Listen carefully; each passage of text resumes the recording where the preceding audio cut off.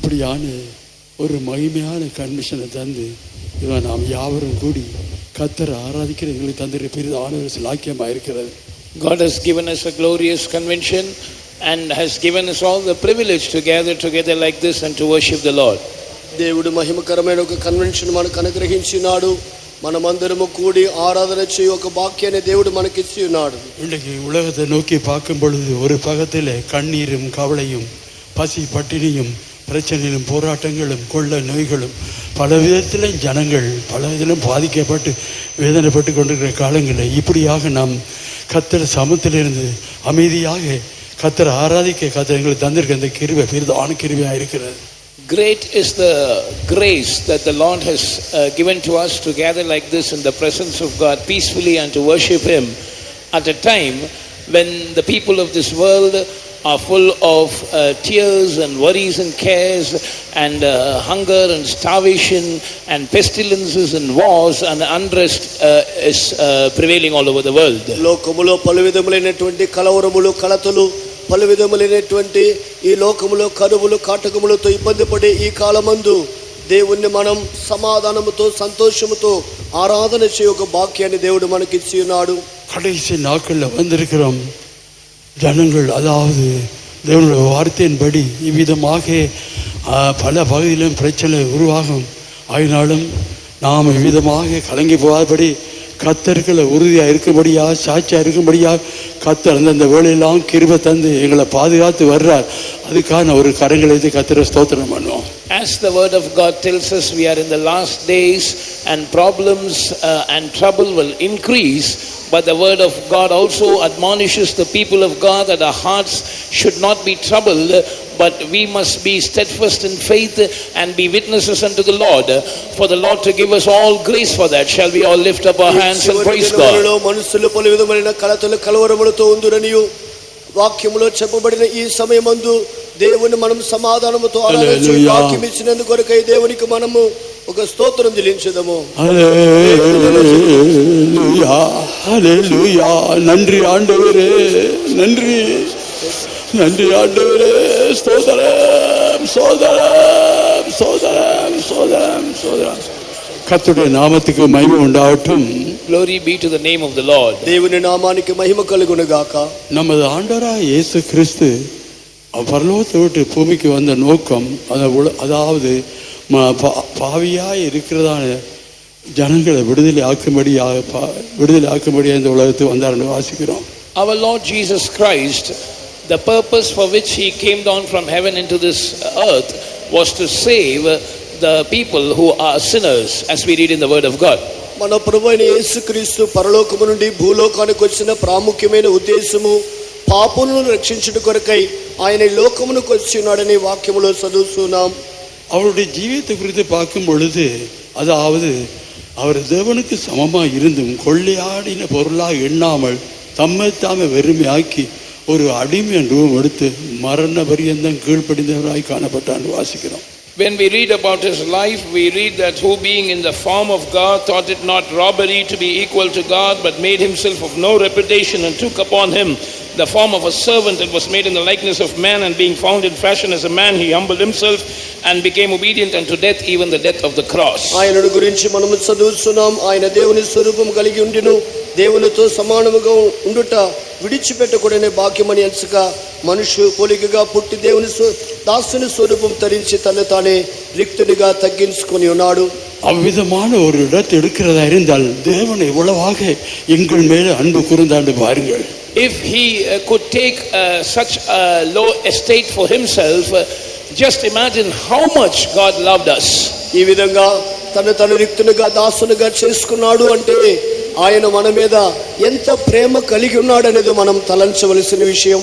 ஒவ்வொரு ஆத்மாவையும் விடுதலை ஆக்க வேணும், ரட்சிக்கப்பட வேணும், பாவத்திலிருந்து விடுதலை ஆக்கப்பட வேணும். அவருடைய இயேசுவின் நோக்கமாக இருந்தது. The purpose of Jesus was that every single soul must be delivered. They must be saved and they must be delivered from sin. ప్రతి పాపి యొక్క ఆత్మయు రక్షణ పొంది విడుదల పొందవలనేది దేవుని ఉద్దేశమై ఉన్నది. லூக்கா சுவிசேஷம் 19ஆம் அதிகாரம் முதல் 10 வசனத்தை வாசிக்கும் பொழுது நாம் இதில் விளங்கிக் கொள்ளலாம். We can understand that when we read Luke's Gospel chapter 19, the first 10 verses. లూకా సువార్త 19వ అధ్యాయము మొదటి 10 వాక్యములు మనము చదువుతున్నప్పుడు ఈ కార్యాన్ని మనము గ్రహించగలము.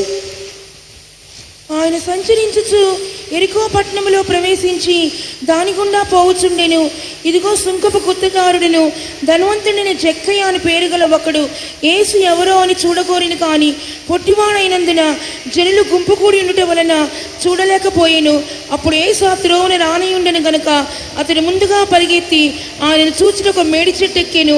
యేసు ఆ చోటుకు వచ్చినప్పుడు కన్నులెత్తి చూచి, జక్కయ్య త్వరగా దిగుము, నేడు నేను నీ ఇంట ఉండవలసినదని అతనితో చెప్పగా అతడు త్వరగా దిగి సంతోషంతో ఆయన చేర్చుకొనెను.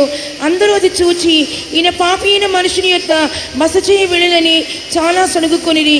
జక్కయ్య నిలబడి, ఇదిగో ప్రభువా, నా ఆస్తిలో సగం బీదలకు ఇచ్చుచున్నాను. నేను ఎవని యొద్దనైనను అన్యాయముగా దేనినైనను తీసుకుని నెడలా అతనికి 4 గంతులు మరలా చెల్లింతురని ప్రభుతో చెప్పెను. అందుకు యేసు, ఇతడును అబ్రహాము కుమారుడే, ఎందుకనగా నేడు ఈ ఇంటికి రక్షణ వచ్చినది. And Jesus entered and passed through Jericho, and behold, there was a man named Zacchaeus, which was the chief among the publicans, and he was rich. And he sought to see Jesus, who he was, and could not for the press, because he was little of stature. And he ran before and climbed up into a sycamore tree to see him, for he was to pass that way. And when Jesus came to the place, he looked up and saw him, and said unto him, Zacchaeus, make haste and come down, for today I must abide at thy house. And he made haste and came down and received him joyfully. And when they saw it, they all murmured, saying that he was gone to be guest with a man that is a sinner. And Zacchaeus stood and said unto the Lord, Behold, Lord, the half of my goods I give to the poor. And if I have taken anything from any man by false accusation, I restore him fourfold. And Jesus said unto him, This day is salvation come to this house, for so much as he also is a son of Abraham. For the Son of Man is come to seek and to save that which was lost. அவர் எரிகோவில் பிரவேசித்து அதன் வழியாக நடந்து போகையும் ஆயக்காரருக்கு தலைவனும் ஐஸ்வர்யவானுமாயிருந்த சகை எனப்பட்ட ஒரு மனுஷன் இயேசு எப்படிப்பட்டவரோ என்று அவரை பார்க்க வகை தேடினான். அவன் குள்ளனானபடியால் ஜனக்கூட்டத்தில் அவரை காணக்கூடாமல் அவர் போகும் வழியில் முன்னாக ஓடி அவரை பார்க்கும்படி ஒரு காட்டத்தி மரத்தில் ஏறினான். இயேசு அந்த இடத்தில் வந்தபோது அண்ணாந்து பார்த்து அவனை கண்டு, சகைவே, நீ சீக்கிரமாய் இறங்கி வா, இன்றைக்கு நான் உன் வீட்டிலே தங்க வேண்டும் என்றார். அவன் சீக்கிரமாய் இறங்கி சந்தோஷத்தோடு அவரை அழைத்து கொண்டு போனான். அதை கண்ட யாவரும், இவர் பாவியான மனுஷனிடத்தில் தங்கும்படி போனார் என்று முறுமுறுத்தார்கள். சகை நின்று கர்த்தரை நோக்கி, ஆண்டவரே, என் ஆஸ்திகளில் பாதியை ஏழைகளுக்கு கொடுக்கிறேன். நான் ஒருவனிடத்தில் எதையாகிலும் அநியாயமாய் வாங்கினதுண்டானால் நாளத்தனையாக திரும்ப செலுத்துகிறேன் என்றான். இயேசு அவனை நோக்கி, இன்றைக்கு இந்த வீட்டுக்கு ரட்சிப்பு வந்தது. இவனும் ஆபிரகாமுக்கு குமாரனாய் இருக்கிறானே. இழந்து போனதை தேடவும் ரட்சிக்கவுமே மனுஷகுமாரன் வந்திருக்கிறார் என்றார். கர்த்தருடைய நாமத்துக்கு மகிமை உண்டாகட்டும். Glory be to the name of the Lord. దేవుని నామానికి మహిమ కలుగునుగాక. இயேசு இந்த உலகத்துக்கு வந்த பொழுது அவர் சும்மா இருக்கல. அவர் பட்டணங்கள் தோறும் கிராமங்கள் தோறும் அதாவது தேவனுடைய ராஜ்யத்தை குறித்து அறிவிக்கிறவராக சுற்றி திரிந்தார்னு சொல்லி லூக்கா சுவிசேஷம் 8ஆம் அதிகாரம் 1ஆம் வசனத்தில் வாசிக்கிறோம். When Jesus came into this world, he did not just remain idle, but we read in Luke chapter 8 and verse 1 that he went throughout every city and village preaching and showing the glad tidings of the kingdom of God. ప్రభువైన యేసుక్రీస్తు లోకములోనికి వచ్చినప్పుడు ఆయన ఊరికే ఉండలేదు, కానీ ఆయన దేవుని రాజ్య సువార్తను తెలుపుచు ప్రతి పట్టణములో ప్రతి గ్రామములోను సంచారము చేస్తూ ఉండెను. இந்த நற்செய்தியான சுவிசேஷத்தை அறிவிக்கும்படியாக பட்டணங்கள் தோறும் கிராமங்கள் தோறும் சுற்றி திரிந்தார். He went throughout cities and villages to proclaim the good news of the gospel. ఈ రక్షణ సువార్తనే మంచి సువార్తను ప్రకటించే నిమిత్తమై పట్టణములోను గ్రామములోను యేసు సంచారము చేస్తూ ఉండెను.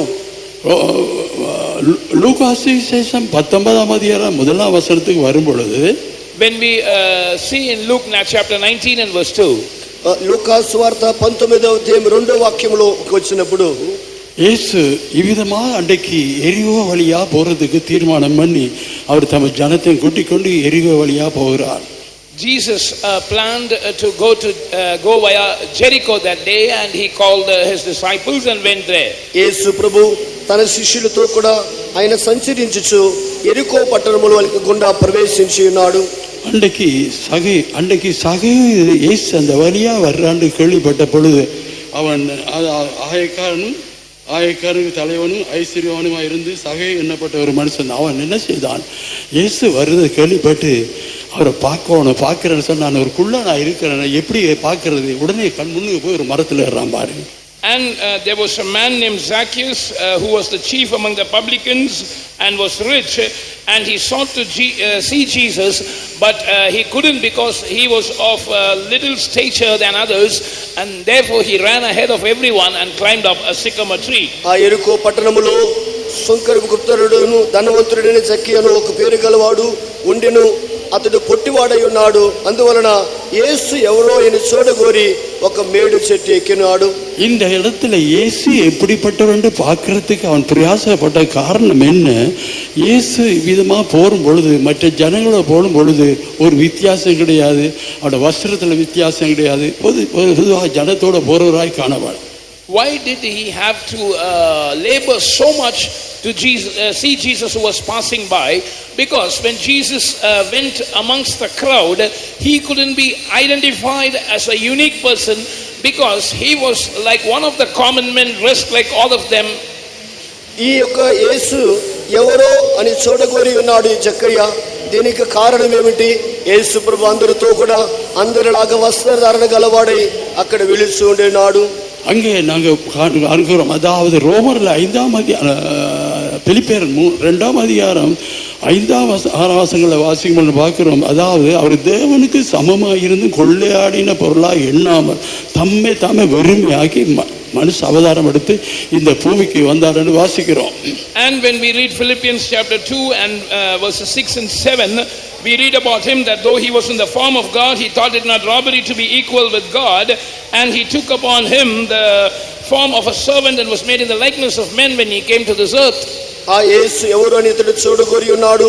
ఆ యేసును గురించి ఫిలిప్పీ 2:5 వాక్యములో మనము చదివినప్పుడు 6వ వాక్యములో ఆయన దేవుని స్వరూపం కలిగి దేవునితో సమానముగా ఉండినప్పటికీ ఆయన తను తాను దాసుని పోలికగా మనుష్య పోలికగా దాసుని స్వరూపము ధరించిన వారు ஒரு மகிமையாய் தன்னை வெளிப்படுத்தவனும் தன் பெரிய ஒரு அதிகாரி, பெரிய ஒரு தேவனுக்கு சமமாக அறியவானும்னு சொல்லி அப்படியான ஒரு நோக்கம் அவர்கள் இருக்கல். அவள் தன்னை மறைத்து இவ்விதமாக வெறுமையாக்கி இந்த உலகத்துக்கு வந்தார். ஆகையினால தான் இந்த ஜனங்களோட போகும்பொழுது அவளுக்கும் மற்ற ஜனங்களுக்கும் அவருக்கும் ஒரு வித்தியாசம் இல்லாத நிலைமை இருந்தது. அதனால் சகை என்ன செய்கிறான், காற்றத்தின் மரத்தில் ஏறி இருந்து அவர் இயேசு எப்படிப்பட்டவர்னு பார்க்க ஆசைப்படுகிறான். And Jesus did not reveal himself in a glorious manner. He did not want to show that he was equal with God, but he emptied himself or made himself of no reputation and came in the likeness of men, and so he was just like one of the common men, and that is why Zacchaeus wanted to see who this Jesus was, and he ran before the crowd to climb that sycamore tree. ఈ యేసు ప్రభు లోకములోనికి వచ్చిన తర్వాత ఆయన దేవుని సమముడు, దేవునితో సమానంగా ఉన్నప్పటికీ ఆ దేవుని మహిమ గలవాడుగాను దేవుని యొక్క అదే తత్వము గలవాడుగా ఆయన భూలోకములో బయలుపడక తను రిక్తునిగా దాసునిగా చేసుకున్నందున మనుషులందరిలో ఆయన కూడా ఒక్కరిగా ఉన్నందున ఆయన ఎవరో వారి మధ్యలోని ఈ జక్కయ్య చూడగోరి ఉన్నాడు. அவர் கிட்ட வரும் வரைக்கும் அவனுக்கு யாரென்று அறிந்து கொள்ள முடியும். இயேசு கிட்ட வந்த பொழுது சகைவே இறங்கி வான்னு சொன்ன உடனே இறங்குறான் பாருங்க. Till Jesus came close by, he couldn't identify who Jesus was. But Jesus suddenly stopped under the tree and said, Zacchaeus, make haste and come down. And immediately he came down. ఆయన ఎవరో జక్కయ్య చూడగోరి ఉన్నాడు. జన సమూహం మధ్యలో ఆయన వచ్చుచుండెను కానీ ఆయన ఎవరో తెలియదు. కానీ ఆ మేడి చెట్టు కిందకు వచ్చిన వెంటనే జక్కయ్య దిగిరమ్మని యేసు ఆ జక్కయ్యను పిలిచినాడు. அவனுடைய பெயரை சொல்லி கூப்பிட்ட உடனே இயேசு அறிந்து கீழ்ப்படிந்து உடனே கீழே இறங்குறான். And when Jesus called him by name, he identified that it was Jesus, and immediately he obeyed and came down. జక్కయ్య మేడి చెట్టు దిగి కిందకి రమ్మని చెప్పి యేసు ఆయనని పిలిచిన వెంటనే ఈయనే యేసుని ఎరిగి జక్కయ్య దిగి వచ్చి ఉన్నాడు. அவளுடைய கீழ்ப்படிந்த நிமிஷம் நான் உன்னுடைய வீட்டில் தங்க வரும்னு சொன்னார். And because of his obedience, the Lord said, I want to abide in your house. ఆ జక్కయ్య విధేయతపడి దిగిన వచ్చినందున నీ ఇంటిలో నేను నివాసం చేయవలని యేసు చెప్పి ఉన్నాడు. இயேசு விதமாக அவன் வீட்டுல தங்குறேன்னு சொன்னா எவ்வளவு பெரிய சந்தோஷமா இருக்கும். And how joyful he must have been when Jesus said, today I must abide in thy house. నేను నీ ఇంట ఉండవలసినదని యేసు చెప్పినట్లయితే అది ఎంత గొప్ప సంతోషంగా ఉండును. இன்றைக்கு உதாரணத்துக்கு ஒரு காரியத்தை எடுத்து, ஒரு ராஜா அதாவது உங்கள் தேசத்தின் நாட்டின் வழியாக போற கேள்விப்படும் பொழுது நீங்கள் எல்லா ஜனங்களும் கூடி ரெண்டு பக்கமாக ஜனங்கள் இருந்து ராஜா வருகிறான்னு அவரை பார்க்க முடியாது பிரயாசப்படுகிறார். Let us imagine this. If a king passes by our locality, immediately all the people will gather on either sides of the road to see the king. ఒక తలంపును ఒక ఊహనమిలాగా ఊహించుకోండి. ఒక దేశానికి రాజు ఒక మార్గములో వెళుతున్నారు, ఈ ప్రక్కన ఆ ప్రక్కన జనులు నిలబడి ఉన్నారు అనుకోనండి. அந்த இடத்துல உங்களோட பேரை சொல்லி நான் உங்க வீட்டுக்கு வரப்போறேன்னு சொன்னா உங்களுக்கு எவ்வளவு பெரிய சந்தோஷமா இருக்கும். And amongst the crowd, if he names you and says, today I'm going to come to your house, how glad you would be. ఆ రహదారి మధ్యలో మీరు కూడా ఉండి జనుల మధ్యలో ఉన్నప్పుడు ఆ రాజు నేను మీ ఇంట నివాసం చేయవలసినదని చెప్పినప్పుడు మీరు ఎంత సంతోషపడుదురు. அதை விட சந்தோஷம் இயேசு உங்களோட வீட்டுல வர்றதுன்னு சொன்னா அதோட பெரிய சந்தோஷமா இருக்கும். More joyous would be if Jesus agrees to come to your house. ఆ రాజు ఇంటికి వచ్చి నివాసం చేస్తాడనే ఆ సంతోషం కంటే యేసు మీ ఇంటికి వచ్చి నివాసం చేస్తానని చెప్తే అది ఎంత గొప్ప సంతోషం ఉండును.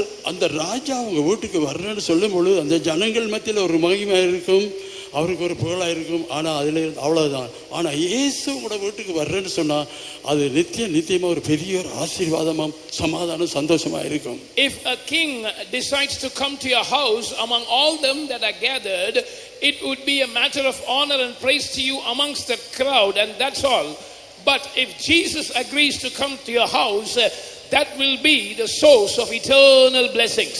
రాజు మీ ఇంటిలోనికి వచ్చి నివాసం చేస్తారంటే ఆ జన సమూహముల మధ్యలో కొంతగా మీరు సంతోషపడుదురు కానీ మన ప్రభువైన యేసుక్రీస్తు వచ్చి మీ ఇంట్లో నివాసం చేయదని చెప్పినట్లయితే అది నిత్యమైన సంతోష సమాధానము గల అనుభవంగా ఉండును. இயேசு உங்களோட வீட்டுக்கு வர்றதாய் இந்த நித்தியமா உங்களுக்கு சந்தோஷம் சமாதானம் இளைப்பாறுதல் ஆறுதல் உண்டாறதா இருக்கிறது. If Jesus comes into your house, you will have eternal joy and peace and rest and comfort. యేసు మీ ఇంటిలోనికి వచ్చి నివాసం చేసినట్లయితే నిత్యమైన సంతోషము సమాధానం విశ్రాంతి ఆదరణగా అది ఉండును. மனுஷனுடைய அழைப்பு ஒரு இழந்து போறதா இருக்கு. ஆனால் இயேசுவின் அழைப்போ இயேசுவின் தெரிந்து கொள்ளுதல் அது என்றென்றைக்கும் உறுதியா இருக்கிறதா இருக்கிறது. Man's invitation will pass away and fade away, but the calling and election of Jesus abides forever. మనుషుడు పిలిచి ఏర్పరచుకున్నట్లయితే అది గతించి లేకుండా పోవును గాని యేసు ఒక మనిషిని పిలిచి ఏర్పరచుకున్నట్లయితే అది నిత్యముగా ఉండును. இயேசு எப்படிப்பட்டவர் என்று பார்க்கணும்னு சொல்லி சகேக்கு ஒரு பெரிய ஒரு வாஞ்சை இருந்தது. It was a great desire in Zacchaeus to see Jesus who he was. యేసు ఎవరో అని జక్కయ్యకి చూడాలని గొప్ప కోరిక ఉండి ఉన్నది. இந்த ராத்திரி வேளையில் இங்கே இருக்கிறவள் ஒரு சிலர் இயேசு எப்படிப்பட்டவன்னு பார்க்க வந்திருக்கலாம். This night some of you gathered here might have come with this desire to see what sort of a person this Jesus is. ఈ రాత్రి వేళలో ఇక్కడ సమకూడిన మీలో కొంతమంది ఈ విధంగానే యేసు ఎవరో అని చూడాలనే కోరిక కలిగి ఉండవచ్చును. இந்த சகேயு இயேசுவை பற்றி கேள்விப்பட்டு இவர் செய்திருக்க அற்புதங்கள், விடுதலைகள், சமாதானங்கள், வியாதியிலிருந்து சுகங்கள் இதை கேள்விப்பட்டுதான சகேயு இயேசு எப்படிப்பட்டவன்னு பார்க்க வந்தான். Zacchaeus had heard about the wonderful miracles that Jesus performed, the deliverances and the healings that he gave and the peace that he had to offer people, and therefore he wanted to see who Jesus was and came to that place. యేసు అద్భుత సూచక్ర మహత్కార్యములు చేసినందున వాటిని గురించి జక్కయ్య విని ఉన్నాడు. అందువలనే యేసు ఎవరోని చూడ కోరి వచ్చి ఉన్నాడు. இந்த ராத்திரியில இயேசு எப்படிப்பட்டவன்னு நீங்க பார்க்க விரும்புறீங்களா? This night do you want to see who Jesus is? మీరు కూడా ఈ విధంగానే ఈ యేసు ఎవరో అని మీరు చూడ కోరి వచ్చి ఉండవచ్చును. இயேசு எப்படிப்பட்டவன்னு பார்க்க வாஞ்சிக்கிறீங்களா? Do you have the desire to see what sort of a person Jesus is? యేసు ఎవరో అని మీరు చూడ కోరినట్లయితే அப்படியானால் ஒரு நிமிஷம் உங்களுடைய அதாவது கண்களை மூடி மனக்கண்களை திறந்து இயேசு அந்த கல்வாரி சிலுவையில் இயேசு தொங்குற நோக்கி பாருங்கள். If that be so, close your eyes and open your eyes of understanding, your inner eyes, and see that vision of Jesus hanging on the cross. ఆ కోరిక మీలో ఉన్నట్లయితే శరీర ప్రకారమైన నేత్రములు మీరు మూసుకొని ఆత్మీయ నేత్రములను తెరచి కల్వారిలో వేలాడే యేసు ఎవరో చూడండి. ஒரு நிமிஷம் உங்களோட மாம்ச கண்களை மூடி உங்களோட மனக்கண்களை திறந்து இயேசு அந்த கல்வாரி சிலுவையில நோக்கி பாருங்கள். 1 minute, close the eyes of your fleshly body and open your inner eyes and see that vision of Jesus hanging on the cross. శరీర ప్రకారమైన నేత్రములు ఒక నిమిషం మూసి ఆత్మీయ నేత్రములు తెరిచి కల్వారిలో వేలాడుచున్నాడే ఆ యేసు ఎవరో ஆத்மீய நேத்திரமுலతో தரிசிంచండి. நீங்க இந்த வார்த்தையின்படி உண்மையாகவே கண்களை மூடி அந்த மனக்கண்களால இயேசுவை நீங்க பார்க்கிறதா இருந்தா தேவனுடைய சிலுவையினுடைய வல்லமை உங்களுக்குள்ள வருகிறதா இருக்கிறது. According to these words, if you really close your eyes and open your inner eyes to see the vision of the cross, the power of Calvary is coming into your life. ఈ యొక్క వాక్యానుసారముగా శరీర ప్రకారమైన నేత్రములు మీరు మూసుకొని ఆత్మీయ నేత్రములు తెరిచినట్లయితే కల్వారిలో వేలాడిన యేసు క్రీస్తు యొక్క దర్శనం మీకు కలుగును. హల్లెలూయా హల్లెలూయా హల్లెలూయా హల్లెలూయా హల్లెలూయా.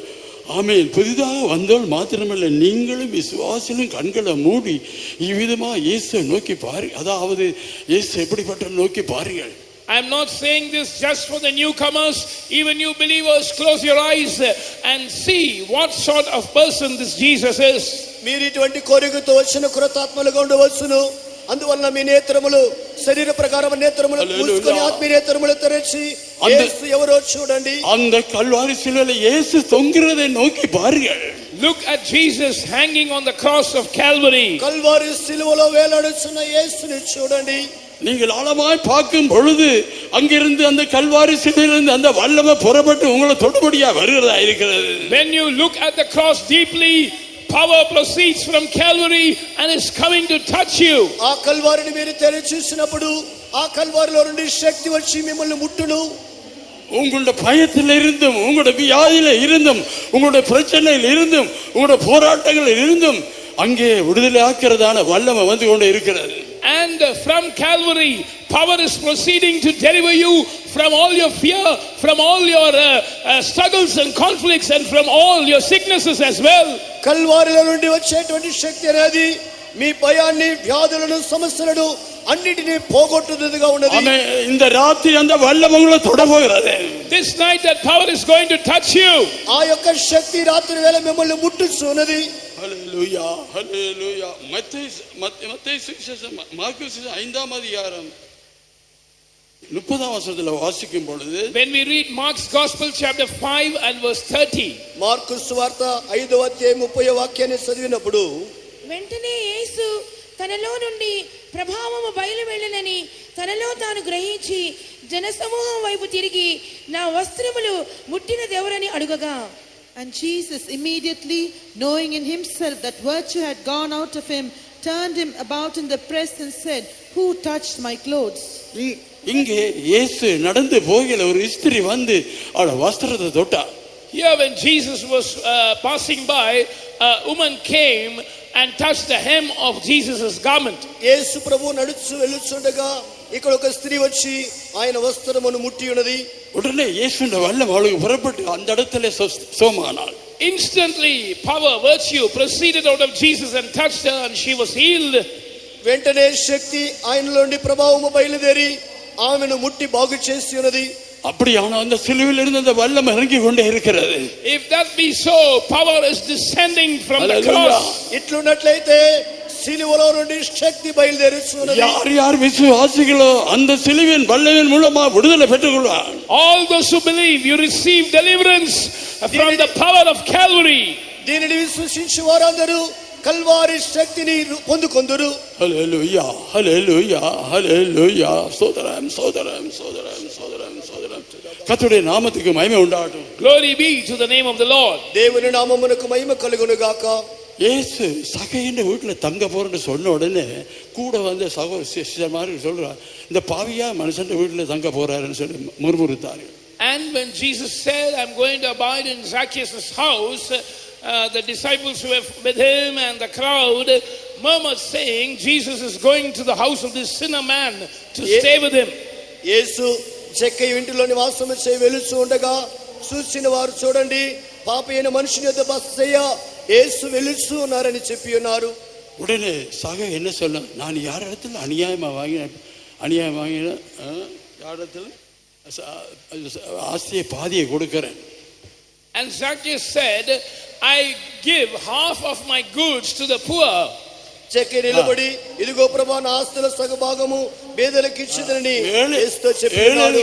ஏழையின் ஆஸ்தி பாதியை கொடுக்கிறேன், யாரத்தில் அநியாயமா வாங்கின நாளத்தனையா செலுத்துறேன்னு சொல்லுறான். He said, the half of my goods I give to the poor, and if I have taken anything from anyone by false accusation, I will restore to him fourfold. నా ఆస్తి సగం పేదలకు ఇచ్చేదను, నేను ఎవరినేమిగా దేనిని తీసుకుని అతనికి 4 గంటలు మరలా చెల్లించనని ప్రభుతో చెప్పాను. அதாவது மனுஷ சுபாவத்தை எடுத்துக்கொண்டால் இந்த மாற்ற மனசுகளை உண்டாக்க முடியாது. And if you look at human nature, nobody can create such a change in man. సాధారణంగా మనుషు స్వభావం ఏమంటే మనుషుని యొద్ద ఏదైనా తీసుకుంటే తిరిగి ఇచ్చుటకు ఇష్టపడరు. அந்த இயேசுண்ட வல்லமை அவன் பார்க்கணும். அந்த வல்லமை அவனுக்கு வந்த நிமித்தமாக உடனே நான் ஏழைகளுக்கு என்று ஆஸ்தியின் பாதியை கொடுக்கிறேன், யாரிடத்தில் அநியாயம் வாங்கி நாளை தனியாக செலுத்துறேன்னு சொல்லுறான். This change occurred in him because the power of Jesus came into him, and therefore he said, half of my goods I will give to the poor, and if I have taken anything from any man by false accusation, I will restore unto him fourfold. అయితే ఈ జక్కయ్యలోనికి యేసు యొక్క శక్తి ప్రవేశించినందున ఆస్తిలో పేదలకు సగం ఇచ్చిదనని, నేను ఎవరి యొద్ద అన్యాయముగా దేనిని తీసుకుంటే 4 గంటలుగా తిరిగి ఇచ్చిదనని చెప్పుచున్నాడు. இதுதான் சரியான மனம் திரும்புதல், உண்மையான மனம் திரும்புதல்.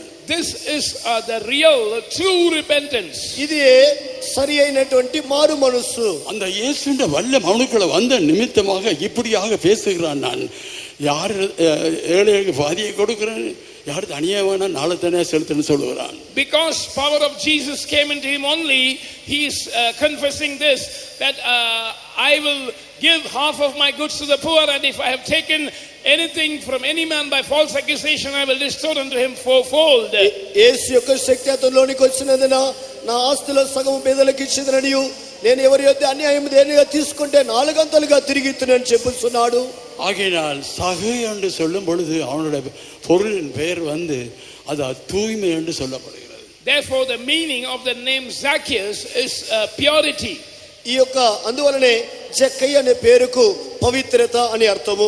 ஒரு பாவியாகிய மனுஷனை தூய்மையான இடத்துக்கு கொண்டு வரதான் தேவனுடைய பிரயாசமாக இருக்கிறது. It is the labor of God to bring a sinner into a pure state of life, or into a holy state of life. దేవుని యొక్క ప్రయాసం ఏమంటే పాపి అయిన ఒక మనుషుని పవిత్రునిగా మార్చుటకై దేవుడు ప్రయాసపడుచున్నాడు. கர்த்தருடைய நாமத்துக்கு மகிமை உண்டாகட்டும். Glory be to the name of the Lord. దేవుని నామమునకు మహిమ కలుగును గాక. அடுத்த உன் வீட்டில் நான் தங்க வேண்டும். Jesus said, I must abide in thy house today. యేసు చెప్పినాడు, నేడు నేను నీ ఇంట నుండవలసి ఉన్నది. ஒருவருடைய அதாவது இயேசுவருடைய வீட்டில் தங்குறதா இருந்தா அது பெரிய ஒரு ஆசீர்வாதம். If Jesus is staying in a person's house, it is a great blessing. యేసు ఎవరి ఇంటిలో నివాసము చేస్తున్నారో ఆ ఇంటి అనుభవము గొప్ప భాగ్యమైనది. அந்த குடும்பத்துக்குள்ள சமாதானம் காணப்படும். And peace will be found in that family. ఆ కుటుంబములోనికి సమాధానం వచ్చును. அந்த இடத்துல சாபம் கிடையாது. And there is no curse in that place. శాపం అనేది ఆ చోట ఉండనే ఉండదు. அங்கே வியாதி கிடையாது. There can be no sickness in that place. వ్యాధి అనేది ఆ చోటులో ఉండదు. ஆவிக்குரிய பொருளாதார பிரகாரமாக கஷ்டம் இருக்காது. Spiritually or financially there will not be any constraint. ఆత్మీయంగానో శరీర ప్రకారంగా ఏ విధమైన కష్టములు అక్కడ ఉండవు. ఆమె కర్తర్ అవిధమాయి ఆశీర్వదించారు. The Lord blesses us in this manner. దేవుడు ఈ రీతిలో ఆశీర్వదించుచున్నాడు. కర్తర్ நிறைவாய் ఆశీర్వదించారు. The Lord blesses us abundantly. దేవుడు ఈ విధంగా పరిపూర్ణంగా ఆశీర్వదించుచున్నాడు. கடந்த நாட்களில் ஸ்ரீலங்காவில் பெரிய கஷ்டம் இருந்தது. And in the past days, there was a great trouble in Sri Lanka. గత కాలమందు శ్రీలంకలోను అధికమైనటువంటి కష్టములు ఉండి ఉన్నవి. ஜனங்கள் ரோட்டாக சந்தியாக ஜனங்கள் கூடி இவ்விதமாக போராட்டத்தில் இருந்தார்கள். People were taking out rallies and conducting protests in the streets.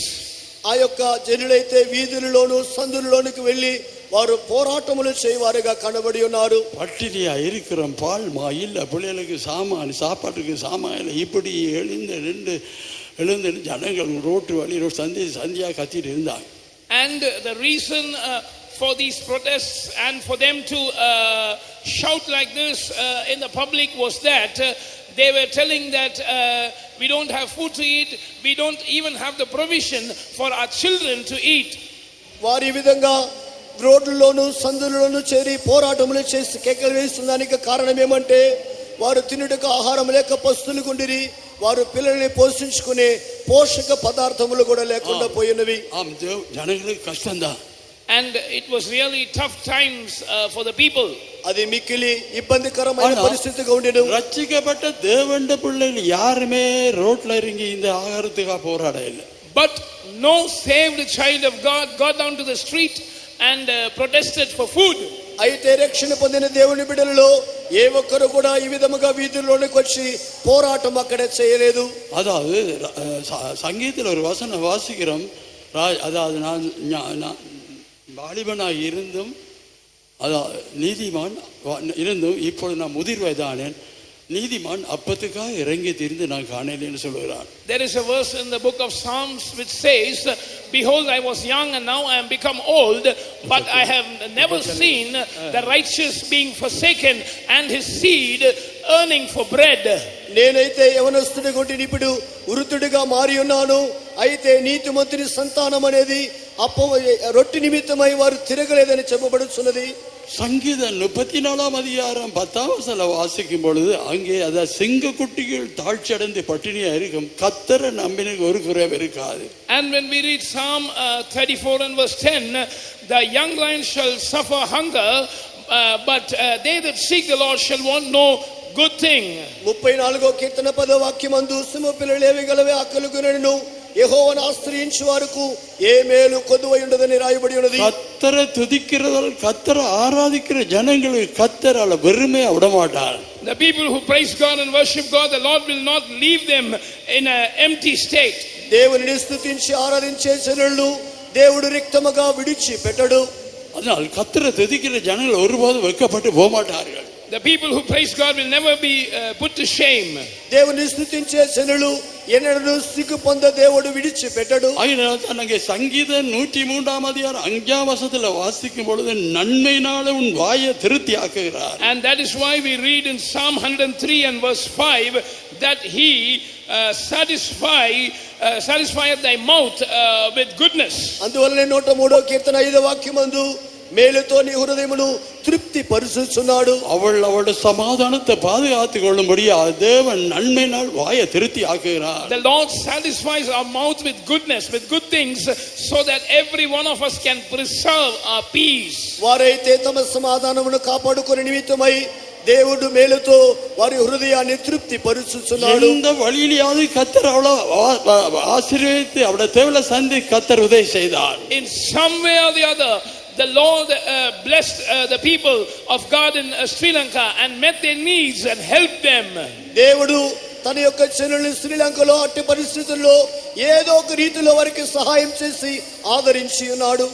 கர்த்தருடைய நாமத்துக்கு மகிமை உண்டாகட்டும். Glory be to the name of the Lord. దేవుని నామమునకు మహిమ కలుగును గాక. இவனும் ஆபிரகாமின் குமாரனா இருக்கிறான். The Lord Jesus told about Zacchaeus that this is also the son of Abraham. జక్కయ్యను గురించి యేసు చెప్పి ఉన్నాడు, ఇతరుడును అబ్రహాము కుమారుడై ఉన్నాడు. இயேசுவின் நோக்கம் அவனை அதாவது தேவனுக்கு அது பரலோக ராஜ்யத்துக்கு ஆயத்தப்படுறது நோக்கமா இருந்தது. The purpose of Jesus was that he must be prepared for the kingdom of God, kingdom of heaven.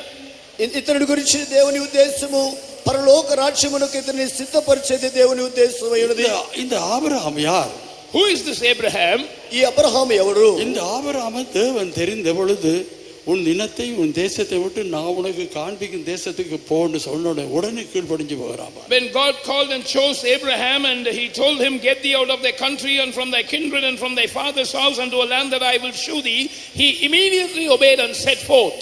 అబ్రహామును చూసి దేవుడు నీ తండ్రిని బంధువునింటిని వదిలిపెట్టి నేను చూపించే దేశానికి వెళ్ళమని వెంటనే లోబడి ఆయన బయలుదేరి ఉన్నాడు. அவன் அவிதமாக கீழ்ப்படிந்து போன நிமித்தமாக கர்த்தர் பெரிய ஆசீர்வாதத்தை கட்டளையிடுகிறார்.